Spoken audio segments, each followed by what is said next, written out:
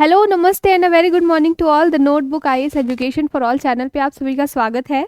और आज जो है राष्ट्रीय परिदृश्य लगभग खत्म हो जाएगा। अब कुछ लोग बोलेंगे कि मैम 2 दिन से तो आप यही कह रही हो।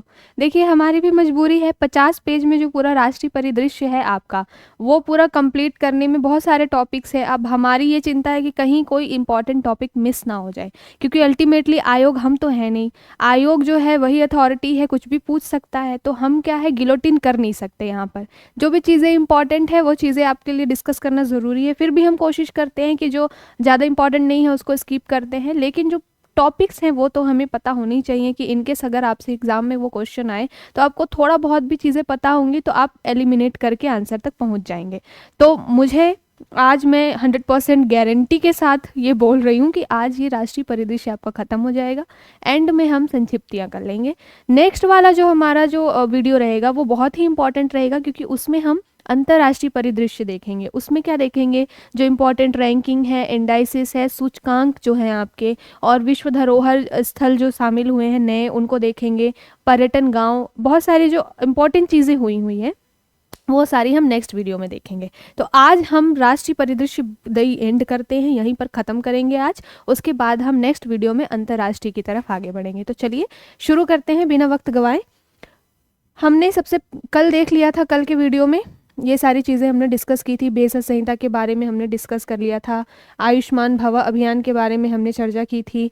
और भी इम्पॉर्टेंट एक दो चीज़ें कि एनसीईआरटी को डीम्ड यूनिवर्सिटी का दर्जा मिला है। ये सारी चीज़ें हमने देख ली थी। अब कुछ लास्ट में बहुत छोटे टॉपिक्स बच रहे हैं जिनको डिस्कस करना ज़रूरी है। छोटे हैं लेकिन इम्पॉर्टेंट है ना, छोटा है लेकिन क्या है, पटाखा वाली चीज़ है। तो देख लेते हैं इसको।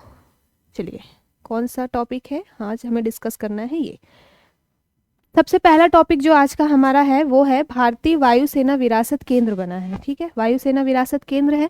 नाम से ही स्पष्ट हो रहा है कि एक तो भारतीय वायुसेना के लिए, दूसरा क्या है, विरासत केंद्र है। विरासत कहने का मतलब है कि एक म्यूजियम संग्रहालय जैसा है, जहाँ पर बहुत सारी चीज़ों को क्या है, स्टोर करके रखा जाएगा, प्रदर्शनी के रूप में रखा जाएगा, जिससे कि भविष्य में कोई आए वहाँ पे विजिट करे तो उनको पता चले। ये कहाँ की पहल है, तो पहले ये इंपॉर्टेंट है हमारे लिए कि ये खोला कहाँ जा रहा है। सबसे पहले इंपॉर्टेंट है कि ये वायुसेना का विरासत केंद्र कहाँ खोला जा रहा है, तो ये खोला जा रहा है चंडीगढ़ में। ठीक, तो आपको स्टेट याद रखना है, यूनियन टेरिटरी चंडीगढ़ में ये खोला जा रहा है भारतीय वायुसेना विरासत केंद्र।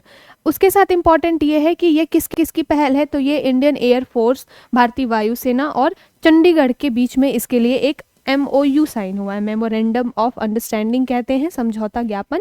ये साइन हुआ है और एक विरासत केंद्र खोलने की बात की गई है। ठीक है, अब इसमें क्या इंपॉर्टेंट है, ये पहले बता दिया, चंडीगढ़ में बनने वाला है। ठीक है, उसके बाद में इंपॉर्टेंट ये रहा कि IAF यानी कि इंडियन एयरफोर्स के साथ चंडीगढ़ की भागीदारी है। इसमें किया क्या जाएगा कि जो भी लड़ाकू क्षमताएं हैं, है ना, मानवीय सहायता और आपदा राहत के लिए जो भी भूमिका जो है वो इंडियन एयरफोर्स निभाता है, उसको यहाँ इस विरासत केंद्र में रखा जाएगा। ठीक है, उपलब्धियों को दिखाने के लिए भारतीय वायुसेना की। बहुत छोटा सा टॉपिक था, चलिए आगे बढ़ते हैं। अब ये इंपॉर्टेंट रहा, बहुत ज़्यादा हाईलाइटेड रहा, मणिपुर हिंसा। टॉपिक स्किप नहीं कर सकते हैं क्योंकि इससे क्वेश्चन बनेगा। क्यों? क्योंकि इसमें जो ट्राइबल्स, 2 ट्राइबल ग्रुप जो है वो जुड़े हुए हैं। ठीक है, तो ट्राइब से आपके लिए क्वेश्चन आता है। उसमें भी इंपॉर्टेंट इसलिए है क्योंकि ये नॉर्थ ईस्ट का स्टेट है, और UPPCS में ये नॉर्थ ईस्ट वाले स्टेट हो गए, जो साउथ के स्टेट्स हो गए, ये बहुत ही इंपॉर्टेंट होते हैं। ठीक है, तो हम देखते हैं कि मणिपुर हिंसा के बारे में। सबसे पहले मणिपुर की स्थिति देखते हैं। तो जियोलॉजिकल, जो भौगोलिक स्थिति उसकी क्या है मणिपुर की, कि ये नागालैंड, असम और मिजोरम के साथ सीमा साझा करता है। मैंने कल एक मैप बना के आपको बताया था कि यहाँ पर आपका है क्या, अरुणाचल प्रदेश। ठीक है, अरुणाचल प्रदेश के बाद आपका क्या है, अरुणाचल प्रदेश के बाद है नागालैंड, देन आपका आता है ये मणिपुर, और आपका आता है ये मिजोरम। ठीक है, मैं शॉर्ट फॉर्म में लिख रही हूँ, आप इसको समझ जाइएगा। तो ये अरुणाचल प्रदेश, नागालैंड, मणिपुर और मिजोरम। तो ये मणिपुर है, इसकी स्थिति क्या है, देखिए उत्तरी सीमा ये नागालैंड से साझा कर रहा है, दक्षिण में ये मिजोरम से सीमा साझा कर रहा है, और यहाँ पर ये असम से जो है वो सीमा साझा करता है। तो इसको इम्पॉर्टेंट है ये, और ये इस टाइप के प्रश्न बनते ही हैं आपके एग्जाम्स में, वनडे एग्जाम्स में, तो ध्यान में रखेंगे। तो मणिपुर जो है नागालैंड, असम और मिजोरम से सीमा साझा करता है। यहाँ पर टोटल 16 ज़िले हैं, जिसमें से क्या है, कुछ पहाड़ी ज़िले हैं और कुछ घाटी ज़िले हैं। ठीक है, 90% एरिया जो है वो पहाड़ी ज़िलों में आता है, लेकिन केवल और केवल जो है वो वहाँ पर 5 ही ज़िले हैं, 5 जिले 90% एरिया कवर करके रखे हुए हैं। मणिपुर का पहाड़ी एरिया है ये, और बाकी जो 10% हिस्सा है वो घाटी क्षेत्र का है। ठीक है, अब सारा विवाद कहाँ पे हो रहा था, सबसे पहले तो ये देख लेते हैं कि मणिपुर में कौन कौन सी ट्राइब्स हैं। तो मणिपुर में 3 ट्राइब्स मिलती हैं मोस्टली, एक तो है मैतेई, दूसरा है नगा और तीसरा है कुकी चिन। ठीक है, तो ये 3 ट्राइब्स मणिपुर में मिलती हैं। अब ट्राइब्स का भी मिलान करने के लिए आपने देखा होगा प्रीवियस ईयर क्वेश्चंस में आता है कि कहाँ की कौन सी जनजाति है, स्पेशली नॉर्थ ईस्टर्न। ठीक है, तो उसको आप ध्यान में रखेंगे। अभी मैतेई, नगा और कुकी चिन जो है ये आपके कहाँ पे मिलते हैं, मिजोरम में मिलते हैं। सारा कॉन्फ्लिक्ट किसके लिए था, मैतेई और कुकी के बीच में। ठीक है, आगे देखेंगे कि कॉन्फ्लिक्ट क्या था। तो मणिपुर हाई कोर्ट ने जो मैतेई समुदाय है उसको बोल दिया था कि आप, मणिपुर हाई कोर्ट ने वहाँ की जो सरकार है वहाँ उसको ये डायरेक्ट किया था, ये बोला कि आप मैतेई समुदाय को एसटी का दर्जा देने के लिए विचार कीजिए। अभी तक क्या है, मैतेई जो समुदाय है उसको ओबीसी का दर्जा मिला हुआ है। ओबीसी और एससी का दर्जा तो मिला हुआ है, लेकिन एसटी का दर्जा देने की बात पूरी ये की थी मणिपुर की हाई कोर्ट ने। ठीक है, तो मैतेई समुदाय को एसटी का दर्जा मिलने के अपोज में या अगेंस्ट में जो है कुकी संप्रदाय जो है वो उग्र हो गया, और ये पूरा मामला आपका आया सामने। ध्यान देने वाली बात यह है कि फर्स्ट टाइम ऐसा नहीं है कि मैतेई को फर्स्ट टाइम अगर ट्राइबल दर्जा मिल जाएगा तो ऐसा इतिहास में कोई पहली बार होगा, बिल्कुल भी नहीं। 1949 में मैतेई को एसटी का दर्जा मिला हुआ था, लेकिन क्या हुआ कि 1950 में अनुसूचित जातियां आदेश आया। ठीक है, संविधान में एक आदेश आया, संविधान आदेश 1950 का आया, और वो 1950 में क्या है, मैतेई से 1950 में एसटी का दर्जा छीन लिया गया। ठीक है, एसटी का दर्जा छीन करके क्या कर दिया गया, उसको एससी और ओबीसी में बदल दिया गया। तो अब हाई कोर्ट ने बोला है कि आप वापस से मैतेई को है एसटी का दर्जा देने के लिए विचार कीजिए, और इसी पर सारा विवाद हुआ। मणिपुर में बहुत हिंसा हुई, आगजनी हुई, बहुत सारी मतलब क्रुएलिटी की सारी हदें पार की गई थी उस हिंसा में, तो आप सभी परिचित होंगे इससे। हमारे लिए इंपॉर्टेंट क्या है कि मणिपुर हिंसा की जांच के लिए आयोग बनाया गया। 2 आयोग बने हैं, केंद्र सरकार ने बनाए हैं। दोनों आयोग में जो इम्पोर्टेंट क्या रहेगा कि नाम, उनके सदस्यों के नाम हमारे लिए इंपॉर्टेंट रहेंगे। कई बार विकल्प में दे दिया जाता है कि इनमें से कौन इस आयोग में शामिल थे, कौन नहीं थे। तो सबसे पहले देखते हैं कि मणिपुर हिंसा की जाँच के लिए जो आयोग बनी थी, 4 जून को इसका केंद्र सरकार ने गठन किया था। इसमें जो उसके अध्यक्ष थे वो कौन थे, अजय लांबा जी इसके अध्यक्ष थे। अजय लांबा कौन है, गुवाहाटी हाई कोर्ट के जज रह चुके हैं। ठीक है, तो पूर्व मुख्य न्यायाधीश रह चुके हैं अजय लांबा, वो मणिपुर हिंसा आयोग के जो है अध्यक्ष थे। अन्य 2 सदस्य कौन थे, 3 सदस्य ये पूरा आयोग था। उसमें पहले तो हो गए आपके अजय लांबा जी। ठीक है, अजय लांबा के बाद में ये अध्यक्ष हैं। उसके बाद 2 अन्य सदस्य आपके कौन रहे, ये रहे आईएएस अधिकारी हिमांशु शेख और आईपीएस अधिकारी आलोक प्रभाकर। ठीक है, तो आप इसको ध्यान में रखेंगे, अजय, हिमांशु और तीसरे कौन है आपके, आलोक। ठीक, एक आपके जज रह चुके हैं, ये आपके जो है वो जज रह चुके हैं, आईएएस हिमांशु और आईपीएस आलोक। इन 3 सदस्यों की ये पूरी आयोग बनाई गई थी। ठीक है, ये आपके लिए इंपॉर्टेंट हुआ। और पूरा क्या है कि मैतेई को एसटी का दर्जा देने के लिए जो तर्क जो हो रहे हैं, तर्क क्या है, विरोध में जो तर्क दिए जा रहे हैं उसमें यही दिया जा रहा है कि ये जो समुदाय है ऑलरेडी शैक्षिक रूप से, सामाजिक रूप से बहुत ज़्यादा समृद्ध है, तो इनको और एसटी का दर्जा क्यों देना है। जो लोग एसटी के फिलहाल दर्जा दिए हुए हैं उनको इसकी ज़्यादा ज़रूरत है, जो पाए हुए लोग हैं, एसटी दर्जा पाए हुए लोग हैं, उनको इसकी ज़्यादा ज़रूरत है।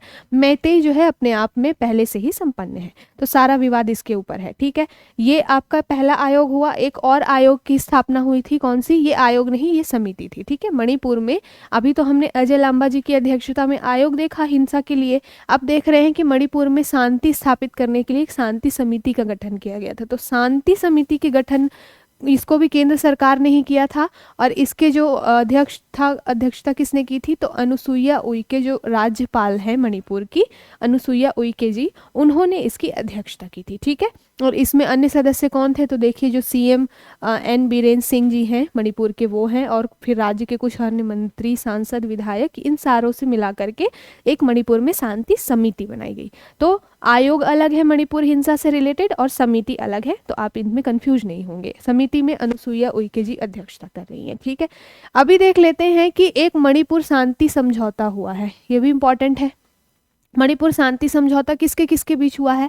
तो मणिपुर सरकार ने समझौता किया है किसके साथ? यूएनएलएफ के साथ। यूएनएलएफ का फुल फॉर्म क्या है? United nation liberation front. ये क्या है? एक उग्रवादी हथियारबंद संगठन है, ठीक है, हथियारों के साथ ये उग्रवादी संगठन है। तो अभी मणिपुर सरकार ने इनके साथ समझौता किया है और ये जो संगठन है वो हथियार को छोड़ करके, उग्रता को छोड़ करके अपनी मुख्य धारा में आ गए हैं शांति से जीवन व्यतीत करने के लिए। तो ध्यान में रखेंगे इसको भी, मणिपुर में एक शांति समझौता। अब चलते हैं अगले टॉपिक के। अगला टॉपिक हमारा इंपॉर्टेंट है, ये राष्ट्रीय विनिर्माण नवोन्मेष सर्वेक्षण। इस तरीके के सर्वे होते हैं, इंडाइसेस आते हैं, सूचकांक जो भी होते हैं वो बहुत इंपॉर्टेंट होते हैं आपके एग्जाम के लिए। तो राष्ट्रीय विनिर्माण नवोन्मेष सर्वेक्षण, इसमें क्या है, इसका फुल फॉर्म क्या है? नेशनल, इंग्लिश में इसको बोलेंगे मैन्युफैक्चरिंग इनोवेशन सर्वे। मैन्युफैक्चरिंग इनोवेशन कहने का मतलब क्या है कि मैन्युफैक्चरिंग यानी कि जो विनिर्माण है, जो उत्पादों का जो उत्पादन होता है, निर्माण होता है, उसमें क्या इनोवेशन किया गया, इस पे ये पूरा डिपेंड करता है। ये पूरा सर्वे इसी पर आधारित है कि पिछले 10 सालों में, अभी हम देखेंगे कि इस तरीके का पहला सर्वेक्षण 2011 में किया गया था और 2011 के बाद से अब ये दूसरा सर्वेक्षण है। तो इसमें क्या प्रोग्रेस हुई है इन 10-11 सालों में नवोन्मेष में, विनिर्माण के क्षेत्र में, उससे रिलेटेड ये पूरा सर्वे है। इसको किया किसने है? तो देखिए यहाँ पर भारत सरकार, एक तो भारत सरकार और दूसरी है यूनिडो। यूनिडो क्या है? United Nation Industrial Development organisation.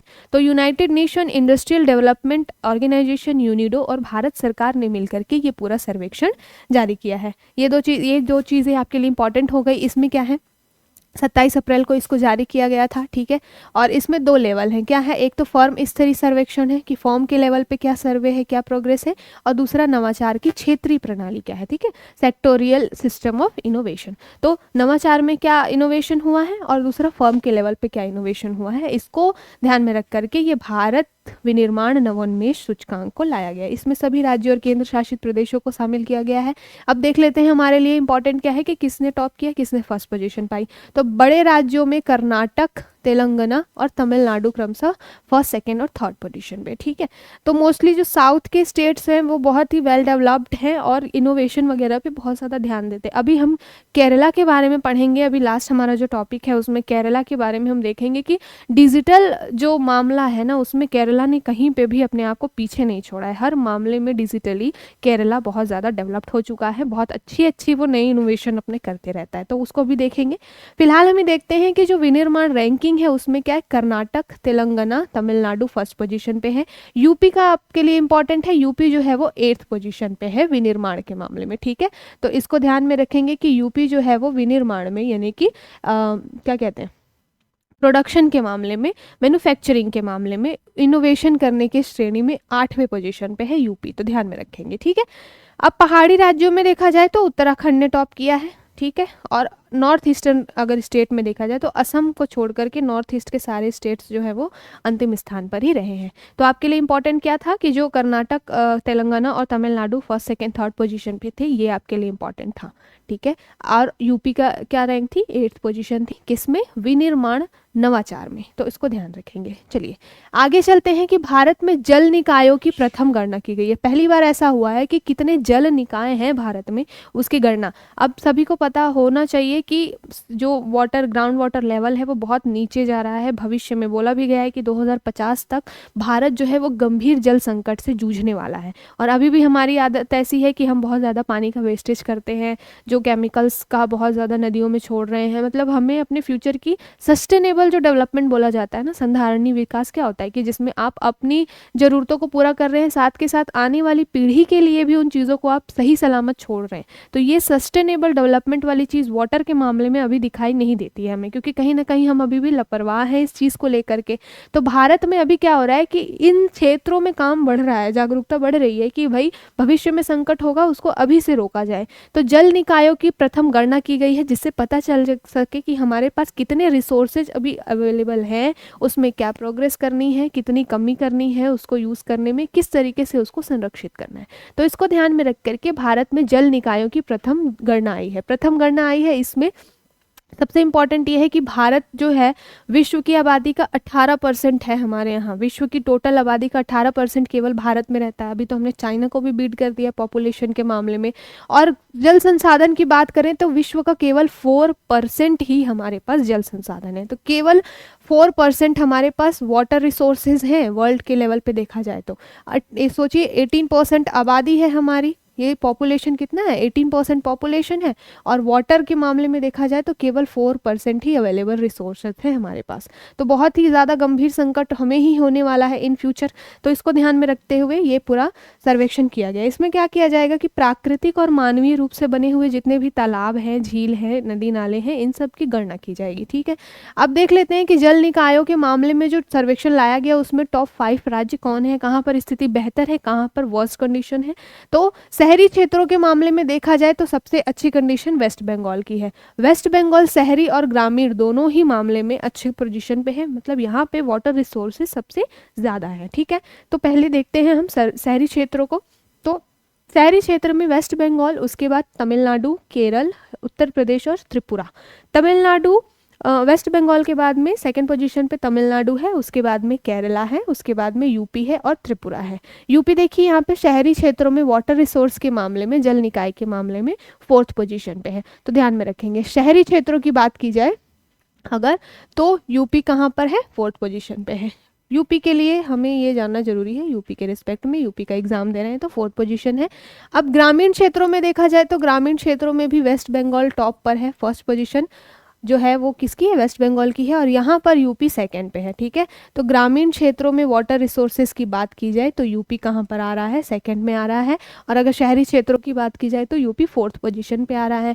अब ग्रामीण क्षेत्रों में वेस्ट बंगाल, यूपी के बाद में आंध्र प्रदेश, ओडिशा और असम है। तो कम से कम 3-4 आप याद रखेंगे शुरू के कि कौन कहाँ पर बेहतर कंडीशन है। इस सर्वेक्षण में एक और बात बताई गई है कि जल निकायों में जो 78% है वो मानव निर्मित है और केवल 22% ये ऐसे हैं जो प्राकृतिक रूप से जल निकाय हैं। ठीक है, तो इसको ध्यान में रखेंगे। ये आपको स्वैप करके दे सकता है, कभी बोल दे कि 78% प्राकृतिक हैं और 22% मानव निर्मित है, तो ये गलत हो जाएगा। ठीक है, सबसे ज़्यादा ज़रूरत इंसानों को होती है, तो भाई इंसान अपनी ज़रूरत को पूरा करने के लिए क्या करेगा, उन संसाधनों को जुटाएगा। तो 78% जो है वो मानवीय रूप से निर्मित जल संसाधन या जल निकाय है, और जो 22% है वो का है प्राकृतिक है, नेचुरल रिसोर्सेज है। तो इसको ध्यान में रखेंगे। ठीक है, चलिए अब चलते हैं आगे, अगला देखते हैं। देखिए मैं भी कह रही थी ना कि केरल नित नए नवाचार के लिए जाना जाता है, और इस साल तो उन्होंने लरी लगा दी है बिल्कुल। पहला देख लेते हैं कि जल बजट तैयार करने वाला पहला राज्य बना है केरला। तो केरला ऐसा है जिसने भविष्य में आने वाली समस्या को पहले से भांप लिया है और वो उस दिशा में अब अपना कदम बढ़ा चुका है, मिसाल भी बनेगा अन्य राज्यों के लिए। तो केरला जल बजट तैयार करने वाला पहला राज्य बना है। जल बजट में क्या होगा कि जितने भी जल कुंड हैं, जलाभृत हैं, यानी कि जो एक्वीफायर है और बेसिन वगैरह है, इनकी इन्होंने गणना की है, बजट तैयार किया है कि क्या इसमें संभावनाएं हो सकती हैं। अब यहाँ से सिर्फ यही इंपॉर्टेंट था कि जल बजट तैयार किसने किया है, तो केरला ने तैयार किया है। हमारे लिए इंपॉर्टेंट ये है, क्या है, यूएन वाटर कॉन्फ्रेंस यानी कि संयुक्त राष्ट्र जल सम्मेलन हुआ है 2023 का। ठीक है, बहुत ज़्यादा इंपॉर्टेंट इसलिए है कि 1977 के बाद ये दूसरी बार आयोजित हुआ है। तो लगभग 40-45 सालों के बाद में दूसरी बार ऐसा है कि ये जो जल सम्मेलन हुआ है, कहाँ पर हुआ है, तो अभी जो उसकी मेज़बानी की है वो की है ताजिकिस्तान और नीदरलैंड ने। तो ये आपसे पूछ सकता है कि जो पहले तो इम्पॉर्टेंट ये है कि 22 मार्च से 24 मार्च के बीच में ये हुआ है। अब 22 मार्च से 24 के बीच में क्यों हुआ है, तो यहाँ पर मैं आपको बताते चलूँ कि जो 22 मार्च होता है उस दिन क्या होता है, जल दिवस मनाया जाता है। ठीक है, तो जल दिवस मनाया जाता है, तो इसी को ध्यान में रखते हुए ये पूरा जल सम्मेलन आपके लिए इम्पॉर्टेंट हो जाता है। देखिए डेट्स बहुत इंपॉर्टेंट है, किस दिन मनाया जाता है। प्रीवियस ईयर पेपर्स में आपको ये जल दिवस मिलेगा कहीं ना कहीं। ठीक है, तो 22 मार्च को जल दिवस मनाया जाता है, तो उसी के उपलक्ष्य में ये जल सम्मेलन आयोजित किया गया था। मैंने पहले ही बता दिया 1977 के बाद में ये दूसरी बार आयोजित हुआ है। इसमें सहभागी कौन कौन से देश हैं जिनने मेजबानी की है, तो ताजिकिस्तान ने और नीदरलैंड ने इसकी मेजबानी की है। 1977 में ये कहाँ पर आयोजित हुआ था, अर्जेंटीना में आयोजित हुआ था, तो ध्यान में रखेंगे। ठीक है, अब चलते हैं अगला टॉपिक, राष्ट्रीय चिकित्सा उपकरण नीति 2023। तो राष्ट्रीय चिकित्सा उपकरण, नाम सुन के ही समझ में आ रहा है कि जो चिकित्सा उपकरण है, जैसे कि जो ऑपरेशनल इक्विपमेंट्स होते हैं मेडिकल के क्षेत्र में, साथ के साथ जो इलेक्ट्रॉनिक्स जो होती हैं, जैसे कि आपके सिटी स्कैन के लिए जो मशीनें लगती हैं या फिर सोनोग्राफी वगैरह के लिए, तो जो इलेक्ट्रॉनिक इक्विपमेंट्स हैं और जो मेडिकल इक्विपमेंट्स हैं उसके लिए क्या है, नीति बनाई गई है 2023। ठीक है, इसमें क्या क्या शामिल है, इलेक्ट्रॉनिक उपकरण, प्रत्यारोपण यानी कि इम्प्लांट, डिस्पोजेबल, ये सारी चीज़ों, सर्जिकल जो उपकरण है, इन सबको ध्यान में रख के नीति बनाई गई है। इम्पॉर्टेंट हमारे लिए इसमें क्या है कि एक तो हमने सबसे पहले देख लिया कि नीति बनाई गई है, लेकिन इम्पॉर्टेंट क्या है कि हम टारगेट कुछ लेके चल रहे हैं। टारगेट क्या लेके चल रहे हैं कि अगले 25 वर्ष में हम क्या करेंगे, 10% से 12% तक की वैश्विक बाजार में अपनी हिस्सेदारी को बढ़ाएंगे। तो ये स्टेटमेंट में आपसे क्वेश्चन बन सकता है कि हमारा टारगेट क्या है, अगले 25 सालों में हमें क्या करना है, 10 to 12% जो है वो वैश्विक भागीदारी को बढ़ाना है। किस क्षेत्र में, इस मेडिकल उपकरण के क्षेत्र में, चिकित्सा उपकरणों के क्षेत्र में। ठीक है, 2030 तक हमें क्या करना है, 2030 तक चिकित्सा उपकरण के क्षेत्र में जो $11 बिलियन का वर्तमान में जो अभी व्यापार हो रहा है उसको हमें कर देना है $50 बिलियन अमेरिकी डॉलर। तो 2030 का टारगेट ये है कि $11 बिलियन से हमें व्यापार को लेके जाना है $50 बिलियन में। ध्यान रखिएगा ये किसकी बात हो रही है, चिकित्सा उपकरणों से रिलेटेड बात हो रही है। ठीक है, इसके लिए क्या बना है, एक निर्यात संवर्धन परिषद भी बनाया गया, मतलब एक्सपोर्ट प्रमोशन काउंसिल। एक्सपोर्ट में प्रमोशन करना है, ज़्यादा से ज़्यादा निर्यात बढ़ाना है, तो उसके लिए काउंसिल भी बना दी गई है। ठीक है, वो इतना इंपॉर्टेंट था हमारे लिए। अब देख लेते हैं अगला टॉपिक। मैंने बताया आज बहुत छोटे छोटे टॉपिक है, जल्दी कंप्लीट हो जाएगा और आज ये पूरा राष्ट्रीय परिदृश्य खत्म ही हो जाएगा आपका। तो अब देख लेते हैं अगला, भारत का सबसे बड़ा पुस्तक ग्राम। तो भारत का सबसे बड़ा पुस्तक ग्राम है, ये ध्यान में रखिएगा। कहाँ पर बना है ये, तो ये आपका बना है अभी जम्मू कश्मीर के बांदीपुर जिले में। ठीक है, बांदीपुर जिला जम्मू कश्मीर का, वहाँ का एक अरगम गाँव है। तो नाम याद रखेंगे गाँव का, कौन सा, अरगम। अरगम गांव है ये, बांदीपुर जिला का, कहाँ का है ये, जम्मू कश्मीर का ये गांव है। इसको मिला है पुस्तक ग्राम का अवार्ड। ठीक है, तो ये हमारे लिए इंपॉर्टेंट हो गया। अब ये हुई भारत की बात। वर्ल्ड वाइड लेवल पे देखेंगे, हे ऑन वे, ये विश्व का पहला पुस्तक नगर है। ठीक है, तो वर्ल्ड फर्स्ट बुक टाउन अगर पूछे तो वे ऑन वे, विश्व का पहला पुस्तक नगर कहाँ पर है ये, तो वेल्स, यूनाइटेड किंगडम का एक जो शहर है वहाँ पर, देश है वहाँ पर ये बना हुआ है। ठीक है, तो इसको भी याद रखेंगे। इंडिया के पर्सपेक्ट में याद रखेंगे कि इंडिया में कहाँ पर, जम्मू कश्मीर के अरगम जिले में, अरगम गांव में ये बना हुआ है। ठीक, अभी देख लेते हैं कि हमने ये देखा ये पुस्तक ग्राम था, लेकिन ये पहला नहीं है, इसके पहले भी हमारे यहाँ इस तरह के काम हो चुके हैं। कहाँ पर, 2017 में भिलार, महाराष्ट्र का ये गांव है, सतारा जिले में आता है ये, वहाँ पर देश का पहला पुस्तक ग्राम बना था। तो अगर ये पूछ ले कि अभी जम्मू कश्मीर वाला जो है वो फर्स्ट है, तो नहीं, फर्स्ट तो नहीं है। इसके पहले कहाँ पर, महाराष्ट्र में ये पुस्तक ग्राम बना था 2017 में, कहाँ, भिलार गांव। ठीक है, इसको भी याद में रखेंगे। इसके बाद में एक और चीज़ हुई थी 2022 में झारखंड में। तो झारखंड का जो जामताड़ा जिला है वो हर गांव में पुस्तकालय वाला देश का पहला जिला बना। तो ये भी इम्पॉर्टेंट है आपके लिए। झारखंड का जो है जामताड़ा जिला, जामताड़ा जिला क्या है कि हर गांव, वहाँ पर जो जिले होते हैं उसमें क्या बहुत सारे गांव होते हैं ना, छोटे बड़े बहुत सारे गांव होते हैं। तो झारखंड का ये जामताड़ा जिला ऐसा जिला बना है जिसके हर गांव में पुस्तकालय है। ये इंपॉर्टेंट हो गई चीज़। उसके बाद एक और इम्पॉर्टेंट चीज़ हुई 2022 में ही कि केरल का जो एक धर्मदम है, वहाँ पर भारत का पहला पूर्ण पुस्तकालय निर्वाचन क्षेत्र। तो निर्वाचन क्षेत्र क्या होता है, जहाँ पर एक एरिया जो डिलिमिटेशन कमीशन क्या करती है, परिसीमन आयोग क्या कहती है कि जनसंख्या के हिसाब से वो निर्वाचन आयोग को बांट देती है कि हाँ 10 लाख की आबादी है तो वहाँ पर एक निर्वाचन क्षेत्र इसको घोषित किया जाता है। तो ऐसे निर्वाचन क्षेत्र में जो पूर्ण पुस्तकालय बनाने वाला केरला का ये धर्मदम जो है वो पहले नंबर पे आता है। तो ध्यान में रखेंगे सारी चीज़ें। भिलार गांव महाराष्ट्र का, फिर आपने केरला के धर्मदम के बारे में पढ़ा, झारखंड के जामताड़ा के बारे में पढ़ा, और रीसेंट अपडेट अभी क्या है कि जम्मू कश्मीर का जो अरगम गांव है वो पहला पुस्तकालय ग्राम बना है। चलिए अब अगला टॉपिक है अरावली ग्रीन वॉल परियोजना। अरावली के बारे में जो सब आपने ज्योग्राफी में पढ़ा होगा कि अरावली पर्वत श्रृंखला जो है वो कहाँ पर है, 4 राज्यों में और केंद्र शासित प्रदेशों में है। वो 4 राज्य और केंद्र शासित प्रदेश ऑप्शंस मिलाने के लिए आया हुआ है पिछले क्वेश्चन प्रीवियस ईयर में कि कहाँ कहाँ से अरावली पर्वत निकलती है या कहाँ कहाँ तक उसका विस्तार है, तो आप देखेंगे कि अरावली पर्वत दिल्ली, हरियाणा, राजस्थान और गुजरात तक उसका विस्तार है। ठीक है, और इसको विश्व की सबसे प्राचीन पर्वत श्रृंखलाओं में से एक माना जाता है अरावली को। ठीक है, तो वहाँ पर अभी क्या बन रहा है, एक ग्रीन वॉल बन रहा है। ग्रीन वॉल कहने का मतलब है कि जो बहुत ज़्यादा अभी आप देख रहे होंगे कि जलवायु की वजह से या मानवीय गतिविधियों की वजह से जो हमारी प्रकृति है उसको बहुत ज़्यादा क्षरण हो रहा है, तो उसको रोकने के लिए ये ग्रीन वॉल बन रहा है। ग्रीन वॉल बनाने का यही उद्देश्य है कि अरावली के आसपास जो है वो ग्रीनरी बनी रहे, वहाँ पर जो अपरदन है वो सारी चीज़ें कम हो जाए, तो उसके लिए बनाया गया है ये मरुस्थलीकरण और भूमि क्षरण को रोकना। देखिए यहाँ पर लिखा है कि अपरदन, मरुस्थलीकरण और भूमि क्षरण को रोकने से बचाने के लिए अरावली ग्रीन वॉल का पूरा सेटअप लगाया जाने वाला है। कहाँ पर, तो ये भूपेंद्र यादव जो हमारे पर्यावरण, वन और जलवायु मंत्री हैं, उन्होंने इसका शुभारंभ किया है। कहाँ पर, हरियाणा से। ये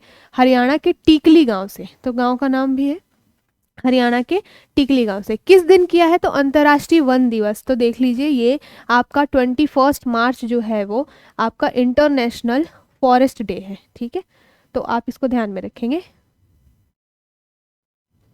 21 मार्च को आपका क्या आता है, ये आ गया आपका इंटरनेशनल फॉरेस्ट डे यानी कि अंतर्राष्ट्रीय वन दिवस। तो 21 मार्च को ये पूरा शुभारंभ किया गया है, इसको ध्यान में रखेंगे। चलिए अब देख लेते हैं कि जो अरावली है ना, ये आपके 60 लाख हेक्टेयर क्षेत्र में फैला हुआ है और ये बहुत बड़ा क्या कहते हैं, बहुत बड़ी मात्रा है, बहुत बड़ा क्षेत्रफल घेरे हुए है और उसके कुछ 5-7 किलोमीटर में ये ग्रीन वॉल का निर्माण किया जा रहा है। चलिए अगला देखते हैं, बहुत इंपॉर्टेंट है। यूपी के लिए खाद्य प्रसंस्करण उद्योग नीति बनाई गई है। इंपॉर्टेंट हमारे लिए क्यों है भाई, कि हम यूपी का पेपर देने जा रहे हैं इसलिए इंपॉर्टेंट है। यूपी में खाद्य प्रसंस्करण उद्योग नीति 2022 से 27 यानी कि पंचवर्षीय योजना है ये यूपी सरकार की। खाद्य प्रसंस्करण उद्योग, इसका स्थापना किया जा रहा है। कृषि और उद्योग के बीच में एक कड़ी। खाद्य प्रसंस्करण, देखिए हमेशा फूड प्रोसेसिंग का और किसानों का बहुत ही गहरा नाता है। क्यों, क्योंकि किसान जो खाद्य उपजाता है, जो रॉ मटेरियल्स होते हैं वो प्रसंस्कृत होके, प्रोसेस्ड होके हम तक, आप तक पहुँचते हैं, तो हम उसको कंज्यूम करते हैं। तो खाद्य प्रसंस्करण और कृषि उद्योगों को, कृषि को और उद्योग को जोड़ने के लिए ये पूरा प्रसंस्करण उद्योग की नीति लाई गई है। ठीक है, इसमें यूपी सरकार का विजन भी है। क्या विजन है, कि भारत के खाद्य बाजार का जो 32% विनिर्माण में, जीडीपी के मामले में 14% और निर्यात के मामले में 12% जो है वो हिस्सेदारी, और कुल निवेश में लगभग 6% की हिस्सेदारी वर्तमान में यूपी सरकार की है, यूपी की है। ठीक है, ध्यान में रखेंगे। 32% की हिस्सेदारी किस में है, विनिर्माण क्षेत्र में। ओवरऑल इंडिया के रिस्पेक्ट में बात हो रही है यहाँ पे। 14% जीडीपी में, और निर्यात में कितना, 12% का योगदान है, और साथ के साथ में औद्योगिक निवेश में 6% का योगदान अकेले यूपी का है।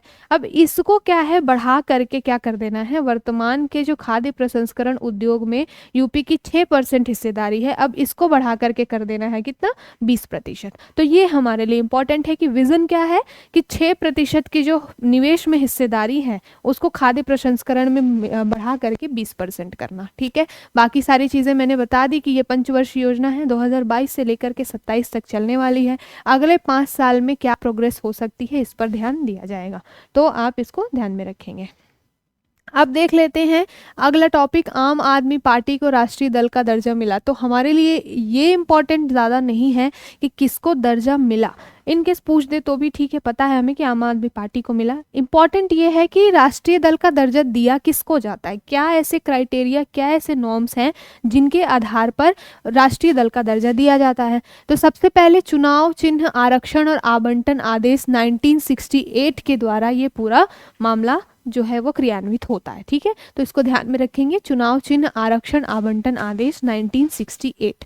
अब देख लीजिए कि जो राष्ट्रीय दल का मान्यता प्राप्त करने के लिए क्या क्राइटेरिया है, मानदंड क्या है। तो मानदंड है कि सबसे पहले तो है कि लोकसभा या विधानसभा के किसी भी आम चुनाव में उस राजनीतिक पार्टी को न्यूनतम किन्हीं 4 राज्यों में से प्रत्येक राज्य में टोटल जो वोट मिले हैं, टोटल जो वैलिड वोट हैं, कुल वैध मत हैं, उनका 6%, न्यूनतम 6% तो मिलना चाहिए।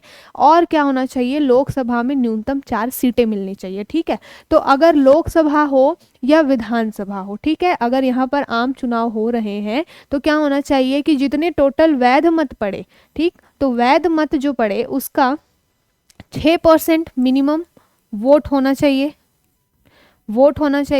और साथ के साथ में मिनिमम 4 सीटें होनी चाहिए लोकसभा में। अगर ये 2 चीज़ें फुलफिल कर लेती है, ये 2 क्राइटेरिया वो पार्टी फुलफिल कर लेती है, तो उसको क्या होगा कि राष्ट्रीय दल का दर्जा मिल जाएगा। ठीक है। अगला एक और पॉइंट है कि आम चुनाव में लोकसभा में कुल सीटों की अगर 2% सीट मिल जाए और उस सदन में न्यूनतम 3 राज्यों में क्या है प्रत्याशी चुन के आ जाए, उस पार्टी से 3 राज्यों से प्रत्याशी चुनकर आ जाए और लोकसभा चुनाव में न्यूनतम 2% की सीट मिल जाए। अभी यहाँ पर वोट की बात नहीं हो रही है, वोट की बात होगी तो 6% वोट लगेंगे। अगर 2% सीट मिल जाती है लोकसभा की और 3 राज्यों में उस दल के प्रत्याशी चुन के आ जाते हैं तो राष्ट्रीय दल का दर्जा मिल जाएगा। तीसरा एक और पॉइंट है कि चलो अगर इन दोनों में से ना हुआ तो तीसरा एक और जुगाड़ है, क्या है भाई, कि 4 या अधिक राज्यों में राज्य स्तरीय दल के रूप में मान्यता मिलनी चाहिए। अगर इस पार्टी को 4 राज्यों में स्टेट पार्टी का दर्जा मिला हुआ है, राज्य स्तरीय दल का दर्जा मिला हुआ है, तो फिर क्या हो जाएगा, उसको राष्ट्रीय दल का दर्जा मिल जाएगा। तो जो आम आदमी पार्टी है, जो आप है, वो इस 3rd कंडीशन को फुलफिल करती है। 4 राज्यों में उनको राज्य पार्टी का दर्जा मिल गया है और फिलहाल क्या हुआ, आम आदमी पार्टी राष्ट्रीय पार्टी के रूप में सामने आई है। तो देख लीजिए, आम आदमी पार्टी में अरविंद केजरीवाल जी उसके सीएम है। ये इंपॉर्टेंट है हमारे लिए कि इनको, आम आदमी पार्टी को राष्ट्रीय दल का दर्जा मिला, लेकिन 2 पार्टियों से छीन भी लिया गया। तो 2 पार्टी कौन सी है, पहली तो हमारी ममता दीदी की तृणमूल कांग्रेस और दूसरी है राष्ट्रवादी कांग्रेस पार्टी यानी कि एनसीपी, नेशनल कांग्रेस पार्टी। तो एनसीपी और तृणमूल कांग्रेस से राष्ट्रपति का दर्जा छीन लिया गया है। अभी अगर आपको पूछे कि टोटल कितनी पार्टियां हैं वर्तमान में राष्ट्रीय दल का दर्जा प्राप्त, तो 6 पार्टी ऐसी हैं जिनको वर्तमान में राष्ट्रीय दल का दर्जा मिला हुआ है। ठीक है, कौन कौन सी पार्टी है, देखो, Indian National Congress, BJP, BSP यानी कि बहुजन समाज पार्टी, फिर आपकी communist party, Bharatiya communist party, national people's party और आम आदमी पार्टी। ये 6 पार्टियां ऐसी हैं जिनको वर्तमान में राज्य पार्टी का दर्जा मिला है। चलिए, ये हो गई चुनाव की बात, राजनीति से इतर। अब हम चलते हैं अगले टॉपिक की तरफ। अगला टॉपिक है आपका vibrant village programme. Vibrant village programme एक महत्वाकांक्षी परियोजना है। नॉर्थ ईस्ट के जितने भी स्टेट हैं जिनका अभी भी डेवलपमेंट में अपार संभावनाएं हैं, तो उनको ध्यान में रख करके ये वाइब्रेंट विलेज प्रोग्राम जो है वो चालू किया गया है। ठीक है, तो कनेक्टिविटी बढ़ाने का मेन उद्देश्य क्या है कि जो कनेक्टिविटी अभी सीमित रह गई है और संरचनात्मक विकास नॉर्थ ईस्टर्न राज्यों का नहीं हो पाया है, उनको बढ़ाने का, उनको डेवलप करने के लिए ये वाइब्रेंट विलेज प्रोग्राम लाया गया है। ठीक है, अभी इसमें इंपॉर्टेंट क्या है कि सबसे पहले तो मोदी जी ने नहीं, अमित शाह जी ने इसको इनॉग्रेट किया है। तो इसका लॉन्चिंग किसने की है, अमित शाह ने। पहला इंपॉर्टेंट क्वेश्चन तो यहीं से बन गया, आपको स्टेटमेंट में दे देगा कि प्रधानमंत्री मोदी ने इसका शिलान्यास किया, कार्यक्रम शुभारंभ किया, तो बिल्कुल भी नहीं, प्रधानमंत्री मोदी जी ने नहीं, अमित शाह जी ने इसका लॉन्चिंग की है। वाइब्रेंट विलेज प्रोग्राम की कहाँ से की है, तो जो हमारा बिल्कुल ईस्टर्न मोस्ट जो एरिया है, कौन सा, अरुणाचल प्रदेश। भारत का जब आप ज्योग्राफी पढ़ते हैं तो आपको ये बताया जाता है, आपको ये पता होता है कि सबसे पूर्वी छोर हमारा कौन सा है, अरुणाचल प्रदेश है। तो ईस्टर्न मोस्ट जो अरुणाचल प्रदेश है, वहाँ के अंजाव जिले के किबीटू गांव से इस पूरी परियोजना को, वाइब्रेंट विलेज को चालू किया गया। तो ये गांव आपके लिए इंपॉर्टेंट है, कौन सा, किबीटू। किबीटू गांव कहाँ का है, अरुणाचल प्रदेश का है। और ये जो है आपका वाइब्रेंट विलेज प्रोग्राम यहाँ से चालू किया गया। किसने चालू किया है, तो अमित शाह ने चालू किया है। ठीक है, अभी देख लेते हैं कि जो ये पूरी जो केंद्र प्रायोजित योजना है, मैंने 2 बार पिछले दोनों क्लासों में बता चुकी हूँ कि केंद्र प्रायोजित योजना बोलने का मतलब है सेंट्रल स्पॉन्सर्ड, यानी कि कुछ हिस्सा केंद्र देगी और फंडिंग के मामले में कुछ हिस्सा जो है वो राज्य देंगे। ठीक है, तो ये केंद्र प्रायोजित योजना है, यानी कि अरुणाचल प्रदेश और जो अन्य नॉर्थ ईस्ट के स्टेट्स हैं उनके विकास के लिए केंद्र और राज्य मिलकर के काम करेंगे। ठीक है, वित्त वर्ष 2022 से लेकर के 25-26 तक ये पूरा चलने वाला है। ठीक, अभी 4 राज्यों को मेन फोकस में रखा गया है इस योजना के तहत। कौन कौन से, हिमाचल प्रदेश,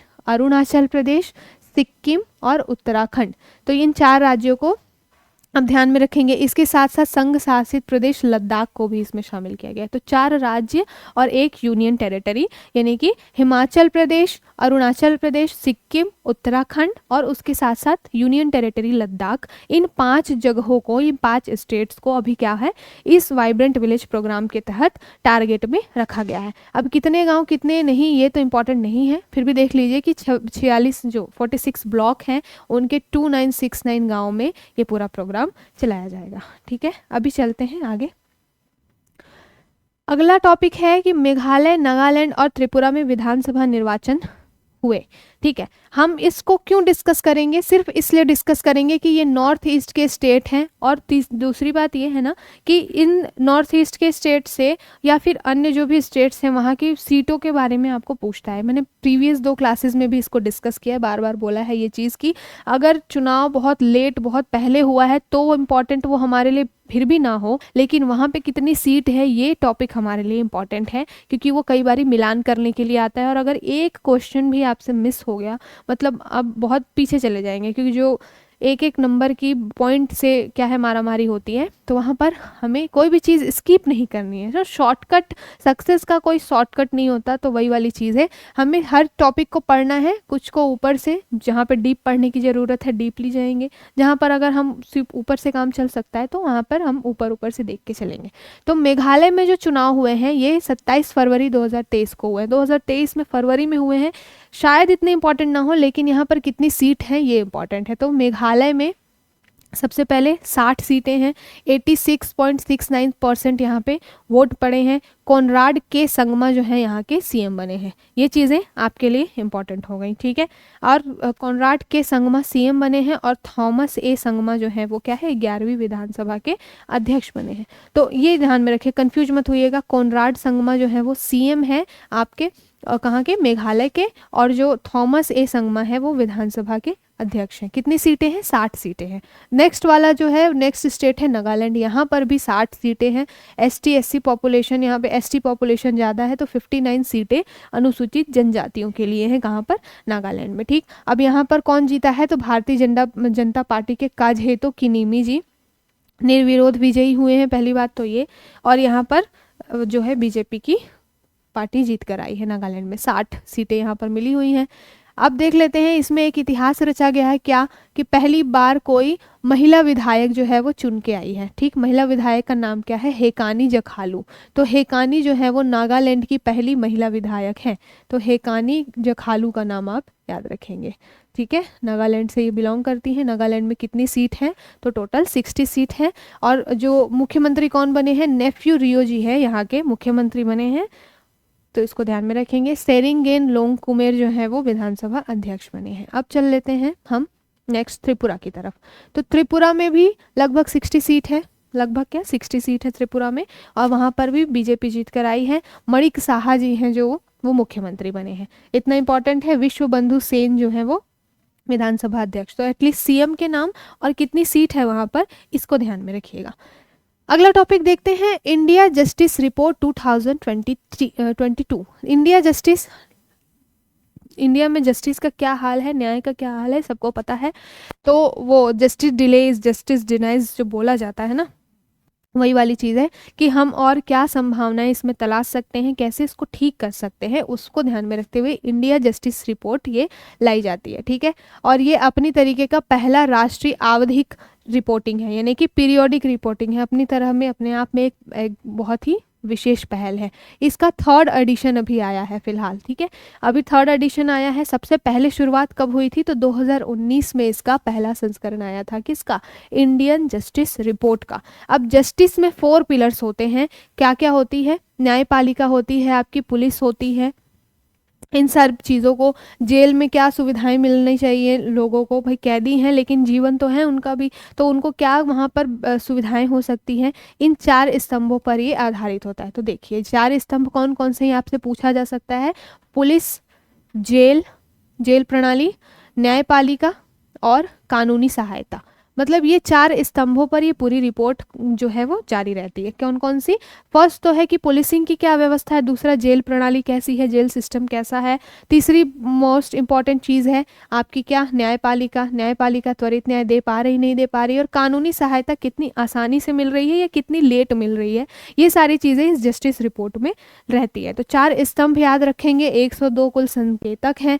क्या है कि बड़े और छोटे जो राज्य हैं वहाँ पर जस्टिस की क्या व्यवस्था है, इसको लेकर के ये पूरा बनाया गया है। 3rd एडिशन है ये, और 2019 में इसका पहला संस्करण आया था। अब देख लेते हैं कि इसमें टॉप किसने किया है। तो सबसे अच्छा जो प्रदर्शन किया है वो बड़े राज्यों की जब श्रेणी में आएंगे तो सबसे अच्छी रैंकिंग कर्नाटका की है। भारत का जो ये श्रेष्ठ राज्य है जस्टिस के मामले में, कौन? कर्नाटक। ठीक है, अब उसके बाद में छोटे राज्यों में देखा जाए तो सिक्किम, सिक्किम जो है वो छोटे राज्यों में सबसे श्रेष्ठ राज्य है जस्टिस के मामले में, और बड़े राज्यों में कौन है? कर्नाटक है। अब चल लेते हैं रैंकिंग, देख लेते हैं टॉप 3। तो अब जब शीर्ष राज्य देखेंगे इंडियन जस्टिस रिपोर्ट में, 2022 का ये रिपोर्ट है, 3rd एडिशन है। टॉप 3 में कौन है? कर्नाटक, तमिलनाडु, तेलंगाना, साउथ के हमारे स्टेट्स। ठीक है, फर्स्ट रैंक है कर्नाटक की, सेकंड है तमिलनाडु की, तेलंगाना की। किस मामले में?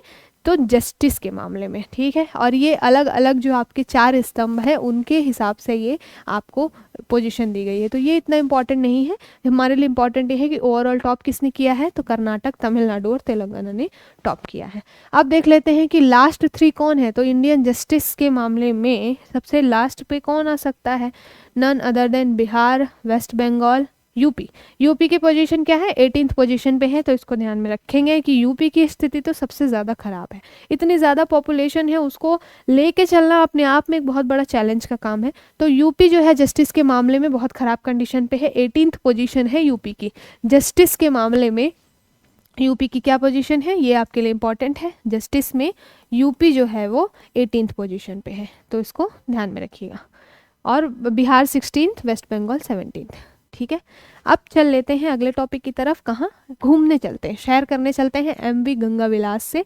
विश्व का ये सबसे लंबा नदी क्रूज है। ठीक है, बहुत बड़ा ये जहाज है, हमारे भारत के द्वारा ये बनाया गया है, एमवी गंगा विलास। एमवी गंगा विलास क्या है? राष्ट्रीय जल मार्ग अधिनियम 2016 के तहत जो हमारा लागू हुआ था अधिनियम राष्ट्रीय जल मार्ग, तो उस पे ये जल परिवहन से रिलेटेड है ये पूरा मामला। एमवी गंगा विलास क्या है? एक तरीके का ये शिप है जो नेशनल वाटरवे 1 और नेशनल वाटरवे 2 पे क्या है, ट्रेवल कर रहा है, और जो विदेशी और देशी जो पर्यटक हैं उनको ये सैर करा रहा है पूरी।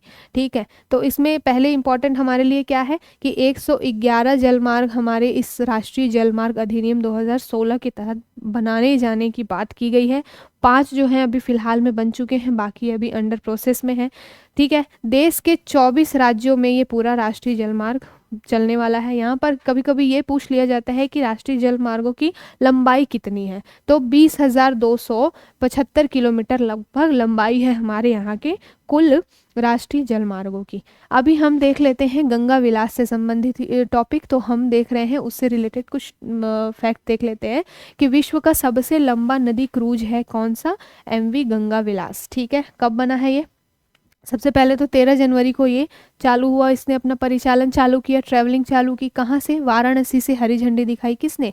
प्रधानमंत्री नरेंद्र मोदी जी ने। तो वाराणसी से इसको हरी झंडी मिली। मैंने पहले बताया कि ये नेशनल वाटरवे 1 और नेशनल वाटरवे 2 के बीच में चलेगा, साथ के साथ में ये बांग्लादेश को भी होके जाएगा। ठीक है, कहाँ से? ये वाराणसी से तो शुरू हुआ है, जा कहाँ पे रहा है? तो यह यात्रा जो है वो असम के डिब्रूगढ़ जिले में जो बोगीबिल है वहाँ पर जाके ये पूरी होने वाली। तो वाराणसी टू असम का डिब्रूगढ़ जिला, वहाँ तक ये जाएगा, लेकिन बीच में ये इंटरनेशनल यात्रा भी कर लेगा। कहाँ की? बांग्लादेश की। ठीक है, तो ध्यान में रखेंगे। देखिए नेशनल वाटरवे 1, नेशनल वाटरवे 1 में कौन कौन से आते हैं? हल्दिया से प्रयागराज ये आता है आपका नेशनल वाटरवे 1 में। और नेशनल वाटरवे 2 में कौन आता है? तो धुबरी से लेकर के सदिया जो जिला है वो नेशनल वाटरवे 2 में आता है। यानी कि गंगा नदी का जो पूरा प्रणाली सिस्टम है, गंगा नदी तंत्र है, वहाँ पर नेशनल वाटरवे 1 है हल्दिया वेस्ट बंगाल से लेकर के प्रयागराज यूपी तक। ठीक है, नेशनल वाटरवे 1 है वो गंगा नदी तंत्र में। दूसरा वाला जो है आपका नेशनल वाटरवे 2 धुबरी से लेकर के सदिया, ये आपका ब्रह्मपुत्र जो नदी सिस्टम है उसमें आ जाता है। तो नेशनल वाटरवे 1 और 2 को याद में रखेंगे कहाँ से कहाँ तक के लिए है वो। ठीक, अभी मैंने बताया कि बंगाल से भी, बांग्लादेश से भी जाएगी, तो बांग्ला प्रोटोकॉल मार्ग जो है इंडिया और बांग्लादेश के बीच में, उस रास्ते से भी ये होकर गुजरेगी। कुछ 27 नदी प्रणालियों से होकर ये पूरी एमवी गंगा विलास जो है वो गुजरने वाली है। इसमें कौन कौन से राज्य जाने वाली है ये, तो ये सबसे पहले बिहार के पटना, झारखंड साहिबगंज, वेस्ट बंगाल का कोलकाता, बांग्लादेश ढाका, असम गुवाहाटी, इन सभी जगहों पर जाने वाला है। ये लगभग 50 पर्यटन स्थलों पे घूमेगा। और सबसे इम्पॉर्टेंट बात यह है कि इंडिया के पर्यटक तो हैं ही इसमें, इसमें स्विट्जरलैंड के भी 32 पर्यटक जो हैं इस एमवी गंगा विलास से क्या है, यात्रा कर रहे हैं। बनाया किसने है इस क्रूज को, तो एमवी गंगा विलास जो विश्व का सबसे लंबा क्रूज है, इसको मेजर्स अंतारा रिवर क्रूज ने बनाया है। तो ये यहाँ पर आपके लिए इम्पॉर्टेंट था। अब इसकी लंबाई चौड़ाई ऐसे तो नहीं पूछेगा, फिर भी देख लीजिए। क्रूज की लंबाई जो है वो 62.5 मीटर की है और इसकी चौड़ाई कितनी है, 12.2 मीटर की इसकी चौड़ाई है। तो ये आपके लिए पूरा एमवी गंगा विलास टॉपिक हुआ। अब चलते हैं केरला के नए अगले इनोवेशन की तरफ। केरला हाई कोर्ट जो है वो क्षेत्रीय भाषा में निर्णय देने वाला पहला उच्च न्यायालय बन गया है। देखिए, अभी तक ऐसा होता था कि मोस्टली जो हमारे यहाँ निर्णय होते थे, पूरी हियरिंग तो भाषा के हिसाब से चलती थी कि पूछ लिया जाता था कि आप किस भाषा में कंफर्टेबल है, लेकिन क्या होता था कि जो वर्डिक्ट है, फाइनल वर्डिक्ट या निर्णय है, वो इंग्लिश में आता था। तो ये 2-3 सालों से हमारे यहाँ पे जो नए सीजेआई आए हैं, उनको ये 2-3 सालों से, उनके पहले भी जो है, इस बात पे फोकस किया गया कि जो जो लोग हैं, जो ये जो केस फाइल करते हैं, वो हर कोई इंग्लिश भाषा नहीं जानता। कई लोग हैं जो नॉर्थ इंडिया के हैं, वो हिंदी में कंफर्टेबल है, जो साउथ इंडिया के लोग हैं वो अपने क्षेत्रीय भाषा में कंफर्टेबल है। तो निर्णय भी उनकी भाषा में होना चाहिए, सो दैट उनको समझ में आए कि क्या निर्णय हुआ है उनके फेवर में, उनके अगेंस्ट में।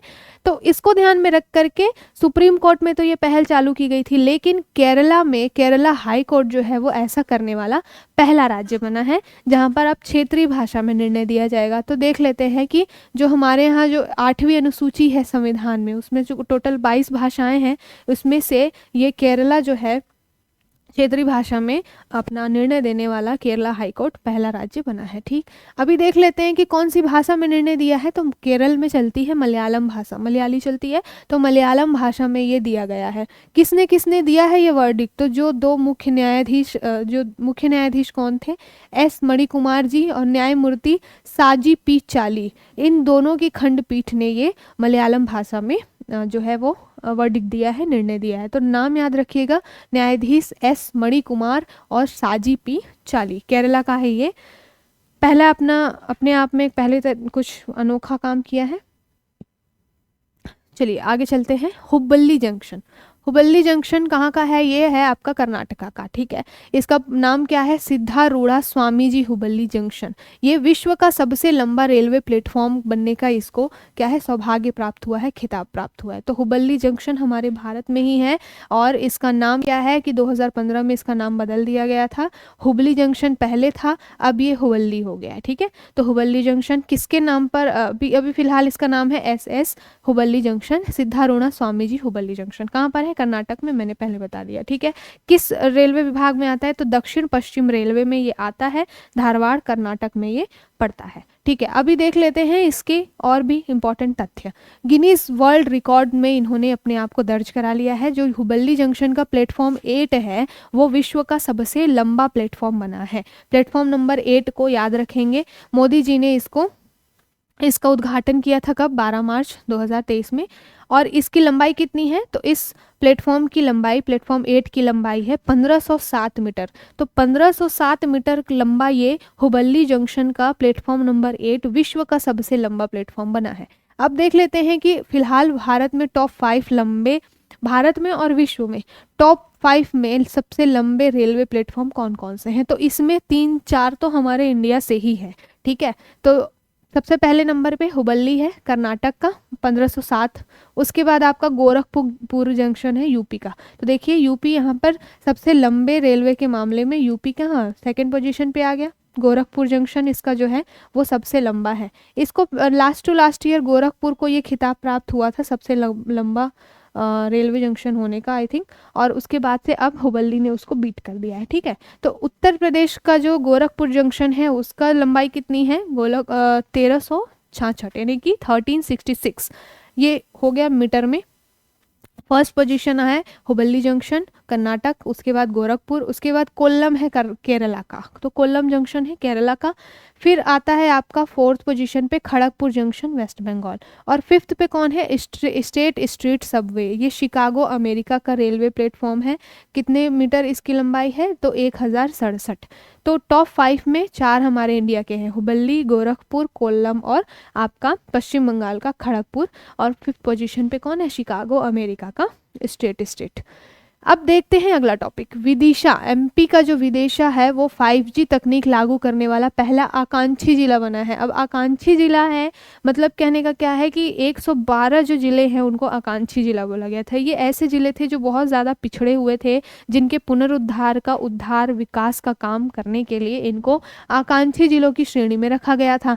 तो 2018 में ये आकांक्षी जिला प्रोग्राम यानी कि एस्पिरेशनल डिस्ट्रिक्ट प्रोग्राम जो है चालू किया गया था, और उस आकांक्षी जिलों में एक एमपी का विदिशा भी शामिल था। और फिलहाल इस विदिशा ने क्या काम किया है, 5G तकनीक को लागू करने वाला ये पहला आकांक्षी जिला बना है। अब पिछले साल आई थिंक ये प्रीवियस ईयर में क्वेश्चन आया हुआ है कि उत्तर प्रदेश के 8 जिले कौन कौन से हैं जो एस्पिरेशनल डिस्ट्रिक्ट प्रोग्राम के अंतर्गत आते हैं। ये क्वेश्चन बना था कि यूपी के कितने जिले आकांक्षी जिला कार्यक्रम के तहत आते हैं, तो पहला आंसर ये है कि 8। अब अगर एक्सटेंड कर दिया, थोड़ा सा इवॉल्व किया, तो पूछ लेगा कि 8 कौन से जिले हैं। तो सबसे पहले है बहराइच, बलरामपुर, चंदौली, चित्रकूट, फतेहपुर, श्रावस्ती, सिद्धार्थनगर और सोनभद्र। तो ये 8 जिले आप याद में रखेंगे। कौन कौन सा, बहराइच, बलरामपुर, चंदौली, चित्रकूट, ठीक है। फिर आपका आ जाएगा क्या, फतेहपुर, उसके बाद आएगा श्रावस्ती, फिर आपका आएगा सिद्धार्थनगर और लास्ट में आएगा सोनभद्र। तो इस तरीके से कुछ कोड बना के BBCH ऐसे करके कुछ कोड बना के आप इस 8 यूपी के जिलों को याद में रखेंगे, ठीक है। अभी हमने देख लिया विदिशा के बारे में। तो विदिशा जो है वो स्टार्टअप के द्वारा नवाचारी 5G तकनीक लागू करने वाला पहला आकांक्षी जिला बन गया है। कहाँ का, मध्य प्रदेश का। अब देखते हैं अगला टॉपिक, कोल्लम। तो कोल्लम भारत का पहला संविधान साक्षर जिला बना है। संविधान साक्षर का मतलब है कि वहाँ पर 70 वर्ष की आयु वर्ग के हर व्यक्ति को जो है, उस जिले के हर व्यक्ति को संविधान के बारे में चीज़ें पता है। देखिए हमारे यहाँ क्या है कि पढ़े लिखे लोग बहुत हैं, लेकिन अगर उनसे पूछ दिया जाए कि आपके फंडामेंटल राइट्स क्या हैं, हायर स्टडी ले ली लेकिन हमारे फंडामेंटल राइट्स ही नहीं पता है, जो हमारी जो चीज़ें हैं जो हमारे लिए बनाई गई है वो तक नहीं पता होती लोगों को। तो केरला ने जो है इस तरीके की एक नई पहल चालू की है। वहाँ का जो कोल्लम जिला है उसने ये डिसाइड किया कि भाई हम अपने संविधान के बारे में जो मूल बातें हैं, बेसिक चीज़ें हैं जो पता होनी चाहिए, ये हम अपने ज़िला के हर लोगों को बताएंगे। तो उसको ध्यान में रखते हुए कोल्लम जिला जो है वो 100% संविधान साक्षर जिला बना है केरला का। ध्यान रखेंगे इस बात को। अभी केरला से रिलेटेड हमने 1-2 और चीज़ें देखी, जैसे कि केरला हाई कोर्ट जो है वो पहला राज्य बना है क्षेत्रीय भाषा में निर्णय देने वाला। केरला ने जल बजट जो बनाया है। तो इन सब चीज़ों को याद रखेंगे, एक ना एक प्रश्न यहाँ से ज़रूर बनेगा, ठीक।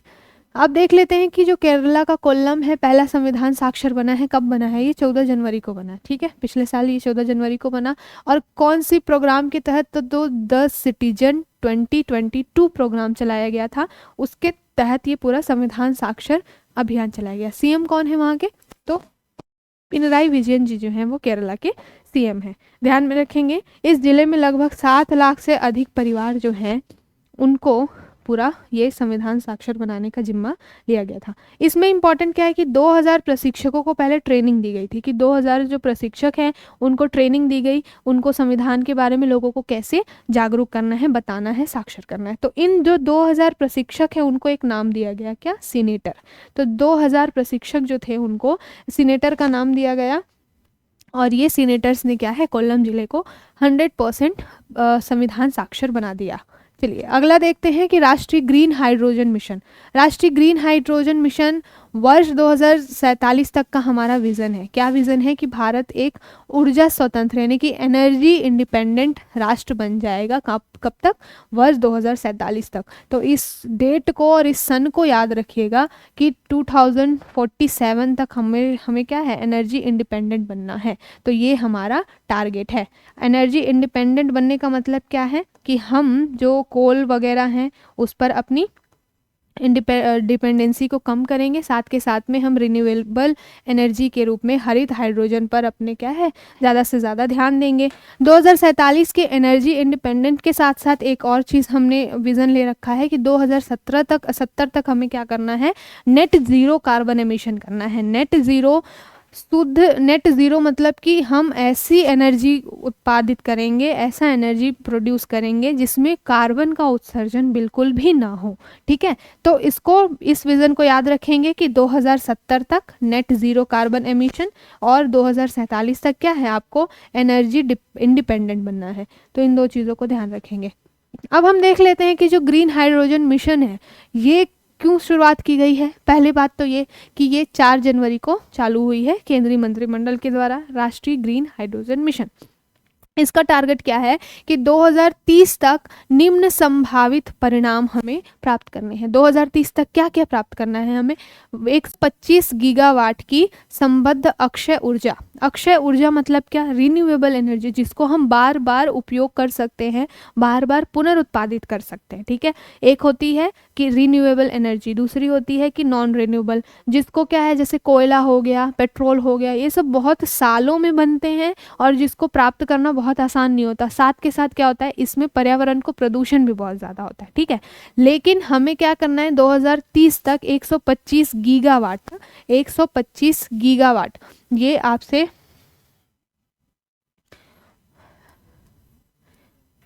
कहीं आप कंफ्यूज ना हो, गीगावाट है ये, 125 गीगावाट की क्या है, रिन्यूएबल एनर्जी हमें जनरेट करनी है 2030 तक। तो ये राष्ट्रीय ग्रीन हाइड्रोजन मिशन का विजन है। उसके साथ साथ क्या करना है कि 5 मिलियन मीट्रिक टन हरित हाइड्रोजन यानी कि ग्रीन हाइड्रोजन का उत्पादन करना है। देखिए बहुत सारे सब टाइप्स है हाइड्रोजन के। हाइड्रोजन में क्या है, ब्लू हाइड्रोजन, ग्रे हाइड्रोजन, ये ब्लैक हाइड्रोजन, ऐसे कर करके बहुत सारे सब टाइप्स हैं। ठीक है, इसमें कार्बन उत्सर्जन की मात्रा के आधार पर ये सारी चीज़ें जो है वो डिसाइड की जाती हैं कि जिसमें कार्बन का उत्सर्जन कितना हो रहा है, किसको हम स्टोर कर पा रहे हैं, नहीं कर पा रहे हैं। लेकिन जो ग्रीन हाइड्रोजन है ना, ग्रीन हाइड्रोजन एक ऐसा सेटअप होगा जिसमें CO2 का उत्सर्जन बिल्कुल ज़ीरो होगा। तो CO2 का उत्सर्जन बिल्कुल होगा ही नहीं ग्रीन हाइड्रोजन में, तो इसलिए हम इस पर ज़्यादा फोकस दे रहे हैं कि बिल्कुल CO2 ज़ीरो यानी कि पर्यावरण को कोई भी प्रदूषण नहीं। तो ग्रीन हाइड्रोजन पे फोकस हमारा ज़्यादा है और इसी के लिए 2030 तक हमें 5 मिलियन मीट्रिक टन क्या है, ग्रीन हाइड्रोजन को उत्पादित करना है। ठीक है, अब हमने देख लिया ग्रीन हाइड्रोजन मिशन के बारे में। 8 लाख करोड़ रुपए से अधिक इसके लिए निवेश किया जाएगा। ठीक, 6 लाख से अधिक रोजगार मिलेगा और क्या इंपॉर्टेंट है कि 50 मिलियन मीट्रिक टन जो है वो ग्रीन हाउस उत्सर्जन में कमी करनी है, ये भी हमारा टारगेट रहेगा इस पूरे मिशन में। तो ये बहुत बड़ा नंबर है, 50 million metric tonne greenhouse gases जो पर्यावरण को क्या है, ग्लोबल वार्मिंग को बढ़ाने में बहुत ज़्यादा क्या योगदान देती हैं, उनको कम करना है 50 मिलियन मीट्रिक टन तक। ग्रीन हाइड्रोजन प्रोग्राम के बारे में और एक दो चीज़ें इंपॉर्टेंट जो हैं वो बता दी हमने। हरित हाइड्रोजन मानक इसमें तैयार किया गया है, इसके रिसर्च और डेवलपमेंट पे ध्यान दिया जाएगा इस मिशन के तहत कि हम कैसे नेट ज़ीरो एमिशन करके, नेट ज़ीरो कार्बन एमिशन करके ग्रीन हाइड्रोजन को हम बना सकते हैं। ठीक है, तो ये पूरा टॉपिक था। अब चल लेते हैं अगले टॉपिक की तरफ, वायनाड। तो सभी जनजातीय लोगों को बुनियादी दस्तावेज प्रदान करने वाला पहला जिला कौन बन गया है, वायनाड। तो बुनियादी दस्तावेज मतलब कि क्या, जनजाति लोगों को। एक कॉन्सेप्ट हमारे यहाँ पे सेंट्रल लेवल पे चल रही थी डिजी लॉकर की। डिजी लॉकर एक ऐसा लॉकर होता है जहाँ पर आप अपने जो डॉक्यूमेंट्स हैं उसको आप पासवर्ड लगा करके सिक्योर कर लेते हो। सो दैट क्या होता है, कभी आपके जो पेपर फॉर्म में जो आपके डॉक्यूमेंट्स होते हैं वो गुम जाते हैं, तो आपके पास डिजी लॉकर में डिजिटली वो चीज़ें, वो डॉक्यूमेंट्स आपके रहते हैं, सो दैट आपको कोई दिक्कत नहीं होती। तो सेम उसी थीम पर जनजाति लोगों के लिए, ट्राइबल्स के लिए जो वायनाड जिला है वहाँ पर पहला ऐसा बुनियादी दस्तावेज बनाने के लिए ये पूरा सेटअप लगाया गया। ठीक है, किस कैंपेन के तहत, तो Akshay big campaign for document digitisation, ये जो है अनुसूचित जनजाति के लिए कैंपेन चलाया गया है।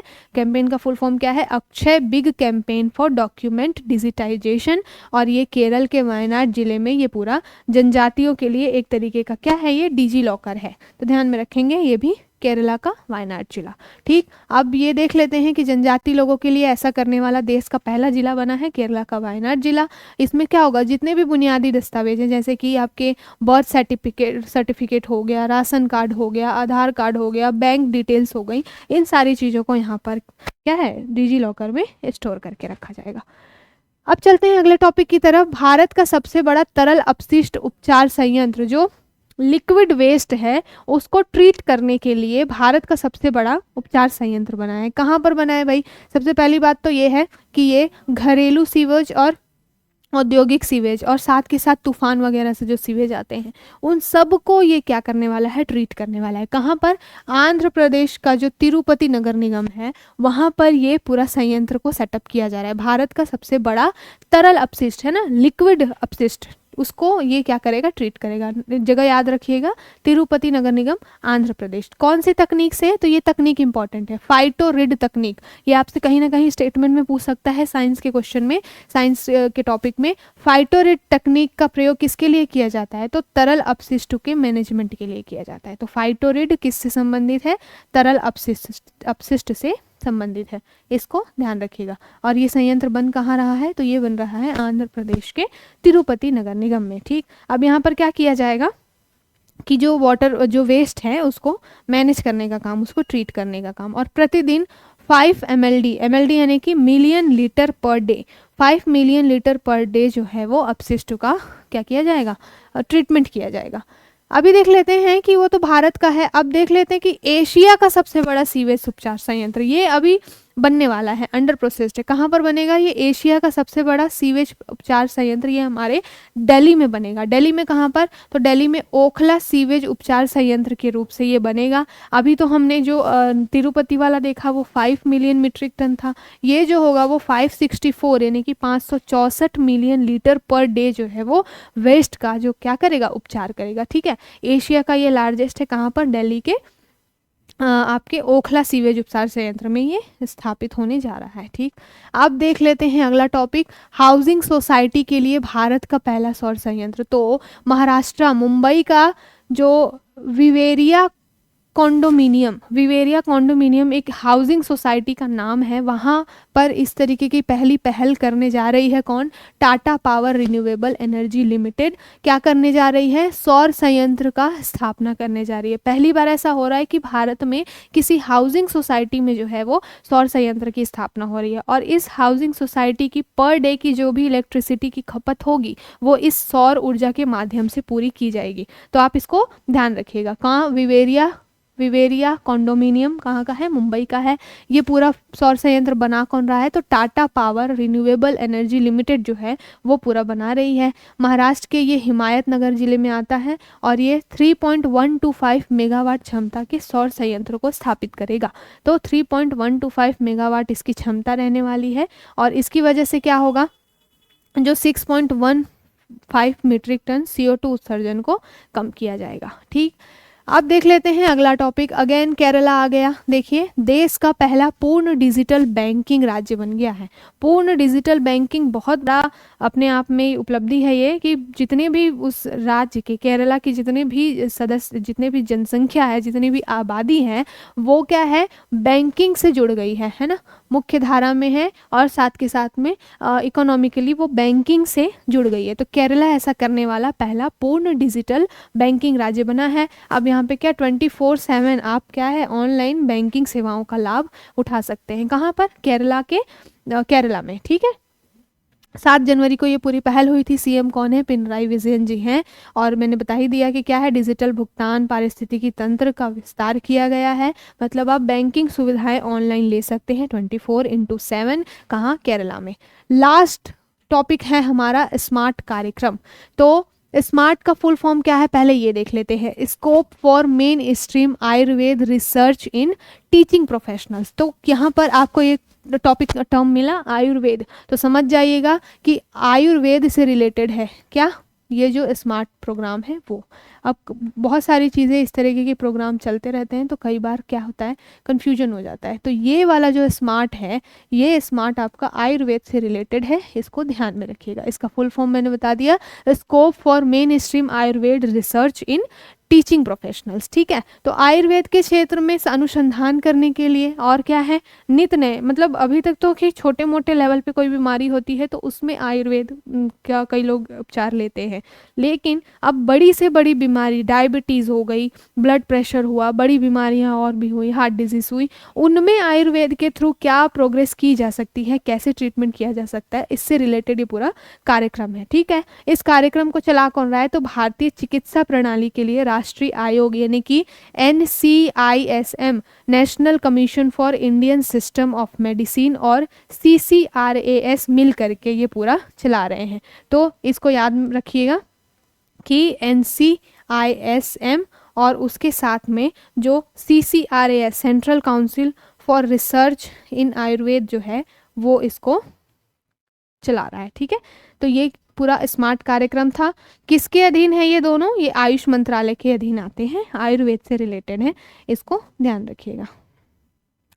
अब हमने जैसा वादा किया था, वादे के मुताबिक पूरा राष्ट्रीय परिदृश्य आपका ख़त्म हो गया।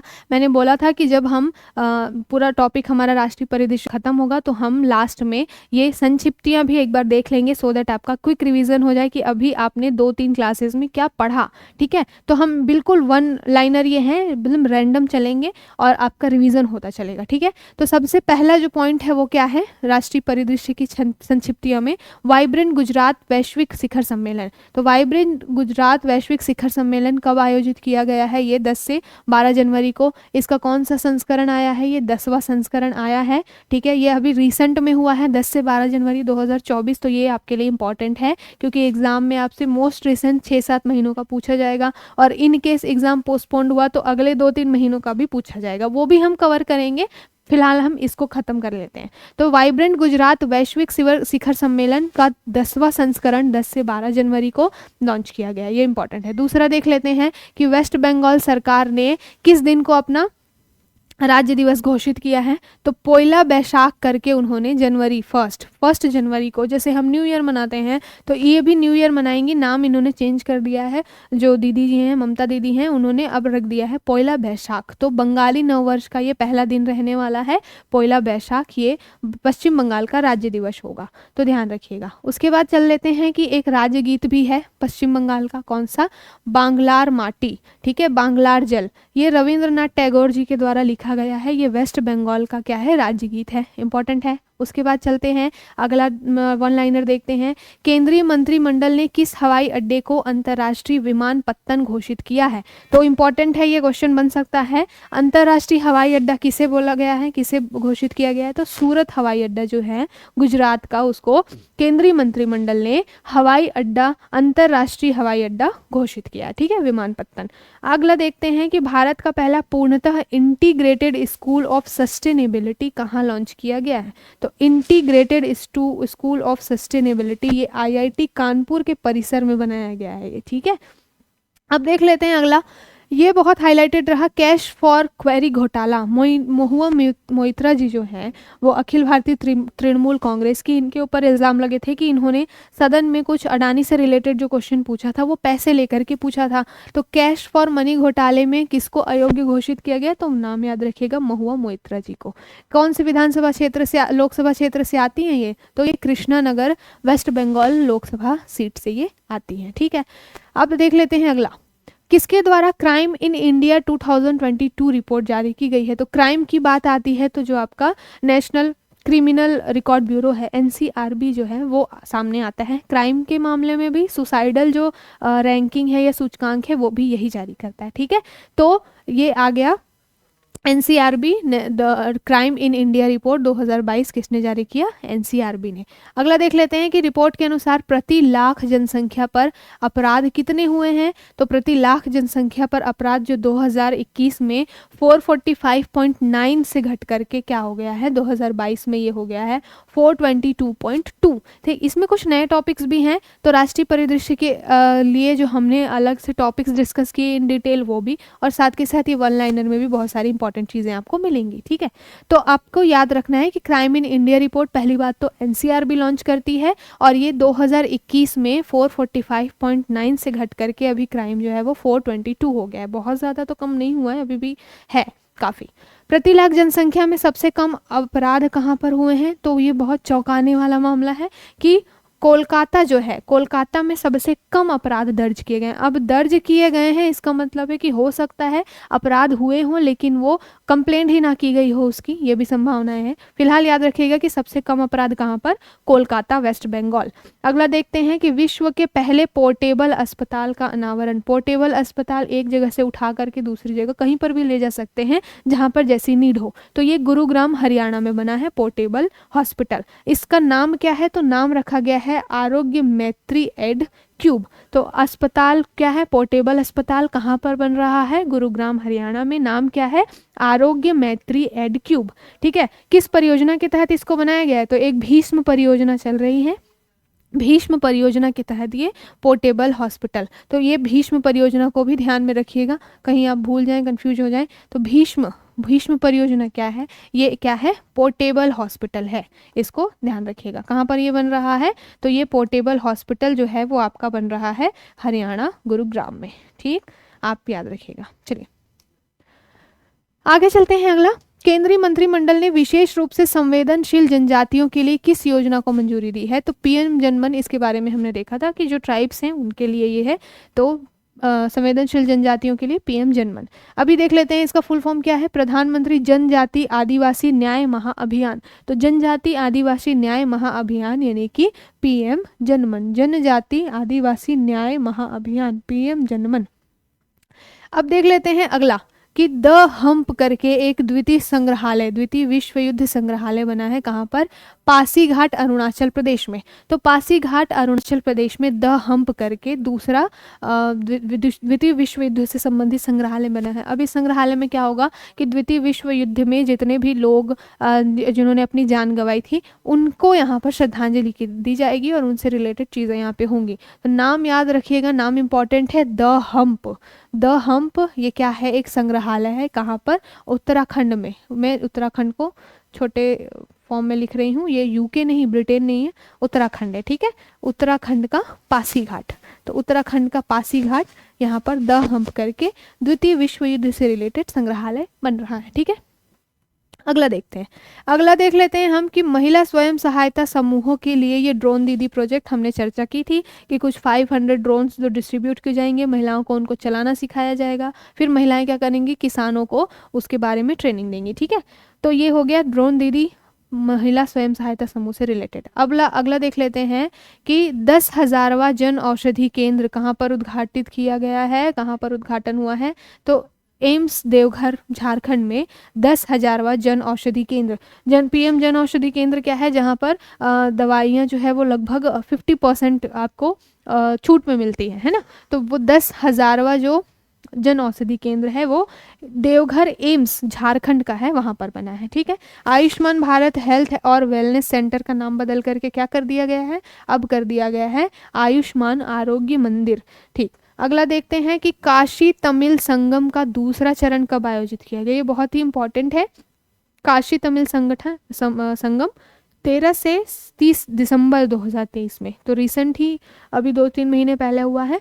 काशी तमिल संगम दूसरा चरण था इसका, कहाँ पर, वाराणसी उत्तर प्रदेश में। नाम काशी, तो आप समझ लाएंगे, लिंक कर लीजिएगा कि काशी तमिल संगम कहाँ पर बना है, वाराणसी उत्तर प्रदेश में आयोजित किया गया है। ठीक है, अभी हमने एक पढ़ा था कि गुजरात की घोल मछली को क्या है, गुजरात सरकार ने राज्य मछली का दर्जा दिया है। तो ये है कि गुजरात ने किस मछली को राज्य मछली का दर्जा दिया है, तो घोल मछली को। अगला देख लेते हैं कि किस राज्य ने रिस्पॉन्सिबल टूरिज्म मिशन के तहत यूनाइटेड नेशन जो WTO विश्व पर्यटन संगठन है उसका list, global case study list में अपने आप को दर्ज कराया है। ठीक है, किस मामले में, रिस्पॉन्सिबल टूरिज्म के मामले में। तो ध्यान में रखेंगे जहां बात आएगी रिस्पॉन्सिबल टूरिज्म की, वहां पर आ जाएगा केरला, तो इसको ध्यान रखिएगा। चलिए अगला देखते हैं कि विश्व के पहले 3D प्रिंटेड मंदिर का अनावरण, तो ये सिद्दीपेट तेलंगाना में। ये नॉट ओनली इंडिया, ये वर्ल्ड वाइड लेवल पे पहला 3D प्रिंटेड मंदिर है, सिद्दीपेट तेलंगाना में।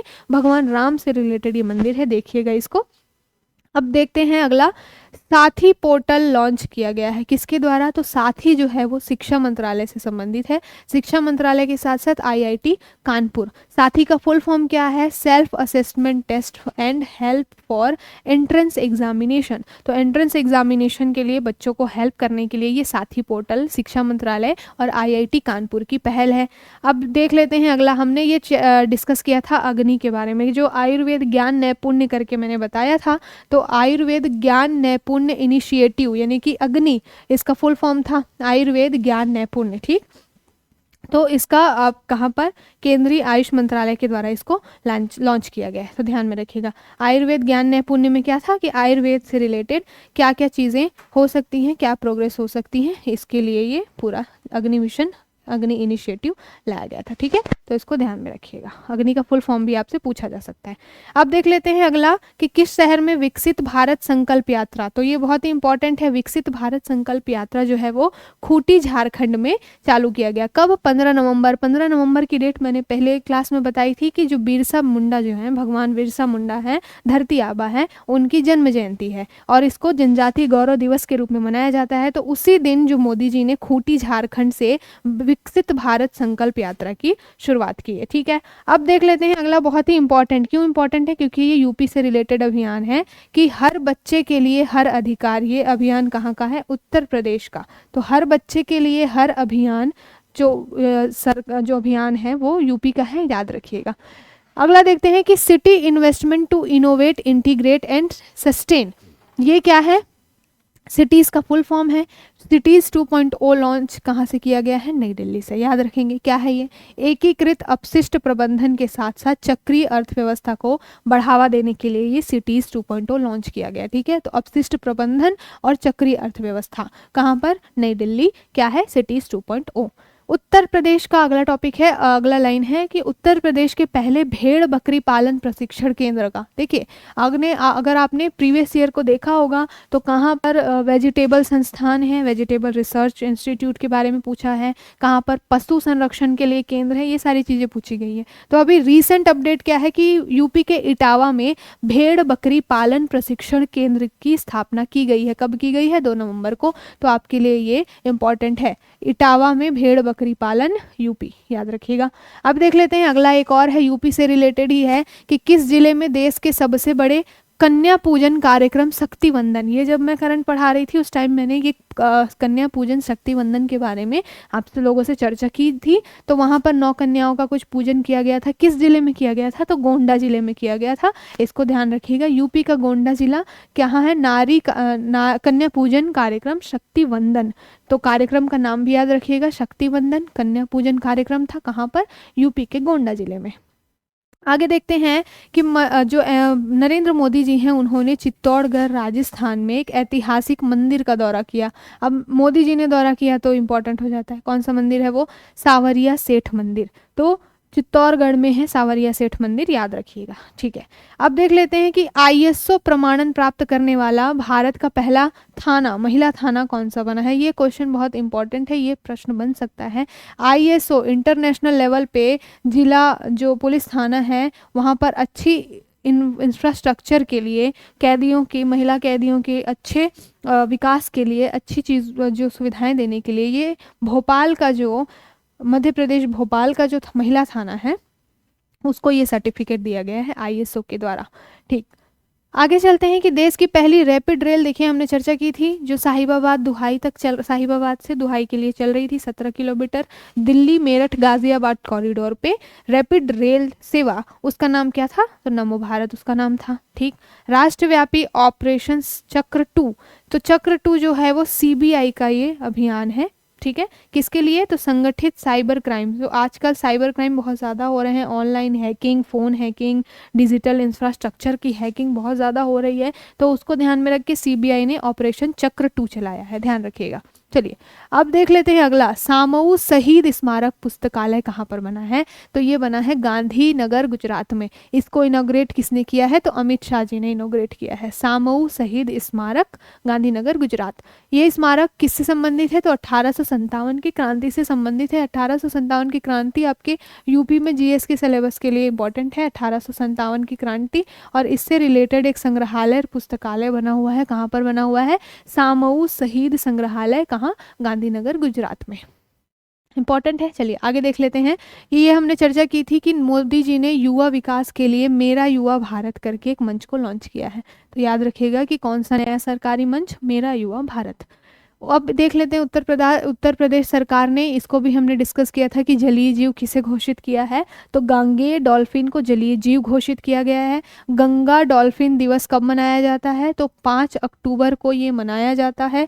क्या? Dolphin day. तो याद रखिएगा कि यूपी गवर्नमेंट ने अभी इसको राज्य जलीय पशु का दर्जा दिया है, डॉल्फिन को, ठीक है। और साथ के साथ ये भी बताया था कि 2009-10 में सेंट्रल गवर्नमेंट ने गंगा नदी डॉल्फिन को अपना राष्ट्रीय जलीय जीव घोषित किया था। फिर पंजाब ने भूलन, जो सिंधु नदी की भूलन डॉल्फिन है, उसको अपना राज्य जीव जलीय जीव घोषित किया था। तो इस तरीके से एक दो और भी चीज़ें थी। तो आप जाकर के उस टॉपिक को वीडियो से, फर्स्ट वीडियो में मैंने ये सारी चीज़ें बताई थी जो राष्ट्रीय परिदृश्य, तो वहाँ से आप इसको एक बार रिवाइज कर लेंगे। ठीक, अब अगला देखते हैं कि भारत का पहला हरित ऊर्जा पुरातत्व स्थल कौन सा है? तो तमिलनाडु का तट मंदिर जो हुआ है वो पहला हरित ऊर्जा पुरातत्व स्थल बना है। ठीक, ध्यान में रखिएगा, ये बहुत इंपॉर्टेंट है। जहाँ पर भी क्लाइमेट से रिलेटेड और पर्यावरण से रिलेटेड कोई भी चीज़ आती है, कोई भी डेवलपमेंट होता है, तो वो इम्पोर्टेंट हो जाता है। तो तट मंदिर तमिलनाडु पहला हरित ऊर्जा पुरा स्थल बना है। ठीक, देश का दूसरा राज्य जिसने जाति आधारित सर्वेक्षण बनाया, तो कहाँ पर बना है भाई? सबसे पहला राज्य कौन सा है? बिहार। बिहार ने सबसे पहले जाति आधारित जनगणना सर्वेक्षण जारी किया था। और अब राजस्थान ने दूसरा ऐसा राज्य राजस्थान बन गया है जिसने जाति जनगणना सर्वेक्षण लागू किया है या फिर घोषणा की है कि वो ऐसा करने जा रहा है। ठीक, अगला देखते हैं कि देश का जाति आधारित सर्वेक्षण कराने वाला पहला राज्य मैंने बता दिया, बिहार। नेक्स्ट है भारत की सबसे बड़ी पंप भंडार परियोजना। पंप भंडार परियोजना कहाँ पर? नीमच, मध्य प्रदेश में ये सबसे बड़ी पंप भंडार परियोजना लागू की गई है, एमपी का नीमच। इसकी क्षमता कितनी है? 1440 मेगावाट की इसकी क्षमता है। ठीक, अगला क्या है? अगला आपका लाइन है, अक्टूबर 2023 में बाढ़ के कारण खबरों में कौन रहा? तो सिक्किम में बहुत ज़्यादा अभी बाढ़ आया था अक्टूबर में, और वहाँ पे बहुत ज़्यादा विनाश हुआ था बाढ़ की वजह से। तो ध्यान रखिएगा कि बाढ़ के कारण खबरों में दक्षिण लोहनक झील है ना, तो ये झील वगैरह से पूछा जाता है। दक्षिण लोहनक जो झील है ये कहाँ का है? तो ये ध्यान में रखिएगा, आपको मैच द फॉलोइंग में कहीं पर आ सकता है। ये सिक्किम का है। और ये किस लिए फेमस था? तो बाढ़ की वजह से बहुत ज़्यादा क्षति के लिए ये चर्चा में आया था। तो क्या है? लोहनक झील, सिक्किम। अगला देखते हैं, विजयपुर औरैया फूलपुर पाइपलाइन परियोजना को किसके द्वारा राष्ट्र को समर्पित किया गया? तो ये सारे काम कौन करेंगे? राष्ट्र को समर्पित करना है तो मोदी जी करेंगे। तो विजयपुर औरैया फूलपुर पाइपलाइन है वो मोदी जी के द्वारा इनोग्रेट किया गया। ठीक है, कहाँ पर, कौन कौन से राज्यों में? तो एमपी और उत्तर प्रदेश। तो विजयपुर औरैया फूलपुर पाइपलाइन प्रोजेक्ट कहाँ की परियोजना है? एमपी और यूपी की परियोजना है। अगला है, स्वच्छ भारत मिशन चरण 2 के तहत किस राज्य को 100% ODF प्लस का दर्जा दिया गया है? तो ये आपके लिए मोस्ट इम्पॉर्टेंट हो जाता है, क्योंकि भाई यूपी कोई अच्छा काम करे तो प्रश्न ना बनाए, थोड़ा मुश्किल बात लगती है ना। तो 100% ODF फ्री हो गया है यूपी, 100% ओपन डेफिक जो फ्री है, ODF फ्री ये हो गया है। ठीक है, ध्यान रखिएगा। अब देख लेते हैं कि नीलगिरी, पहला नीलगिरी तहर दिवस कब मनाया गया? तो पहले डेट इंपॉर्टेंट है, 5 अक्टूबर डॉल्फिन और 7 अक्टूबर को नीलगिरी। नया डेट आपको मिल गया। ठीक है, नीलगिरी तहर कहाँ का राज्य पशु है? तमिलनाडु का ये राज्य पशु है और इसको क्या है, पहली बार उसको संरक्षण करने के लिए नीलगिरी तहर दिवस मनाने की घोषणा तमिलनाडु सरकार ने की है। कब? 7 अक्टूबर। अब देख लेते हैं कि पुराने संसद भवन को अब किस नाम से जाना जाएगा। तो हमने उस कल के वीडियो में हमने चर्चा की थी कि नए संसद भवन में अब काम शुरू हो गया है। तो पुराना संसद भवन है वो कहाँ जाएगा भाई? उसको नाम दे दिया गया है संविधान सदन का। अब वो बेसिकली एक एग्जीबिशन सेंटर हो जाएगा जहाँ पर आप जाएंगे और आप वहाँ पर विजिट कर सकेंगे। तो ध्यान रखिएगा, पुराना संविधान सदन का नाम है संसद भवन का नाम है संविधान सदन। ठीक, हमने ये कल ही टॉपिक डिस्कस किया है कि स्टैचू ऑफ वननेस, आदि शंकराचार्य का स्टैचू ऑफ वननेस कहाँ पर? ओमकारेश्वर में, मंधाता पर्वत में, मध्य प्रदेश में शिवराज सिंह चौहान ने इसको इनॉग्रेट किया था। लगभग 108 फीट की ऊंचाई पर ये बना हुआ था। ठीक है, तो इसको भी आप जा करके वीडियो से रिवाइज करिएगा।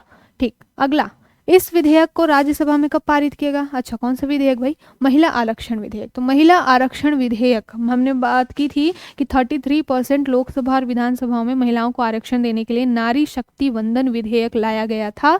इसको देखिए, मैंने बोला था डेट इंपॉर्टेंट है। लोकसभा में ये 20 सितंबर को आया है और राज्यसभा में ये 21 सितंबर को आया है। तो कब ये पारित हुआ है ये आप ध्यान में रखिएगा। लोकसभा से 20 सितंबर को और राज्यसभा से 21 सितंबर को। ठीक है, और कौन सा संविधान विधेयक था ये? तो विधेयक मैंने बताया था कि बिल हमेशा ज़्यादा होता है ना, विधेयक, संशोधन विधेयक। तो बिल कौन सा था ये? 128, 128वां ये बिल था, विधेयक था। और एक्ट कौन सा था? तो 106वां संविधान संशोधन है ना, 106 जो है आपका कॉन्स्टिट्यूशनल अमेंडमेंट एक्ट। तो इसको ध्यान में रखिएगा, इससे प्रश्न बन सकता है आपका। आगे देखते हैं, केंद्र सरकार ने कारीगरों के लिए कौन सी योजना प्रारंभ की है? तो हमने कल चर्चा की थी कि विश्वकर्मा योजना, जो छोटे लेवल पे अनौपचारिक संगठन है, अनौपचारिक क्षेत्र में जो काम करने वाले मजदूर हैं, बढ़ई है, लोहार हैं, उनके लिए विश्वकर्मा योजना लाई गई थी। ठीक, अगला देखते हैं कि विश्व की किस सबसे बड़ी माइक सुविधाओं से लैस एक परिसर का उद्घाटन किया गया है? कहाँ पर? मैंने बताया था यशोभूमि। कहाँ? भारत मंडपम यशोभूमि, वहाँ पर एक बहुत बड़ा परिसर बनाया गया है जहाँ पर नेशनल इंटरनेशनल मीटिंग्स होंगी, कन्वेंशंस होंगे। तो ये सारी चीज़ें ध्यान में रखिएगा, यशोभूमि नाम से। भारत मंडपम प्रगति मैदान वाला क्षेत्र, नई दिल्ली। ठीक है, इस माइक का फुल फॉर्म क्या है? तो meeting, incentives, conference and exhibition. ठीक है, अब देख लेते हैं अगला जो न्यूज़ है वो क्या है कि प्रधानमंत्री नरेंद्र मोदी ने कहाँ पर एथिलीन क्रैकर परियोजना की आधारशिला रखी है? तो एथिलीन क्रैकर, ये बीना रिफाइनरी मध्य प्रदेश में एथिलीन क्रैकर की आधारशिला मोदी जी ने रखी है। बीना refinery Madhya Pradesh, ethylene cracker. ठीक, आगे, किस राज्य ने राज्य की पहली सेवा क्षेत्र नीति को मंजूरी दी है? तो उत्तराखंड राज्य जो है वो पहली सेवा क्षेत्र 3 क्षेत्र हमारे यहाँ होते हैं, प्राइमरी, सेकेंडरी और टर्शियरी। जो ये सेवा क्षेत्र है वो आता है आपके टर्शियरी में। ठीक है, तृतीय क्षेत्र में आता है इकोनॉमिकली। पहले में आता है आपका कृषि, जहाँ पर रॉ मटेरियल्स मिलते हैं। दूसरा क्षेत्र जो होता है, द्वितीय क्षेत्र, वो आता है उद्योग का, जहाँ पर प्रसंस्करण होता है ना, प्रोसेसिंग होती है। और थर्ड जो होता है वो सेवा क्षेत्र होता है। तो पहला राज्य ऐसा उत्तराखंड बना है जो सेवा क्षेत्र नीति को लॉन्च कर रहा है। ठीक है, अगला देख लेते हैं कि भारतीय सेना ने पूर्व सैनिकों और शहीदों की परियोजना के कल्याण के लिए कौन सा प्रोजेक्ट लॉन्च किया है? तो ये बहुत इंपॉर्टेंट है, प्रोजेक्ट नमन। तो प्रोजेक्ट नमन जो है वो भारतीय सैनिकों के लिए इसको लॉन्च किया गया है, तो ध्यान में रखिएगा। अब चलते हैं, अगला देख लेते हैं कि मंत्रिमंडल ने उज्ज्वला योजना को किस वर्ष तक विस्तारित करने का निर्णय लिया है? तो ये अब 25 से 26। उज्ज्वला योजना सबको पता है कि ये एलपीजी के लिए है, एलपीजी कनेक्शंस के लिए ये उज्ज्वला योजना आई थी।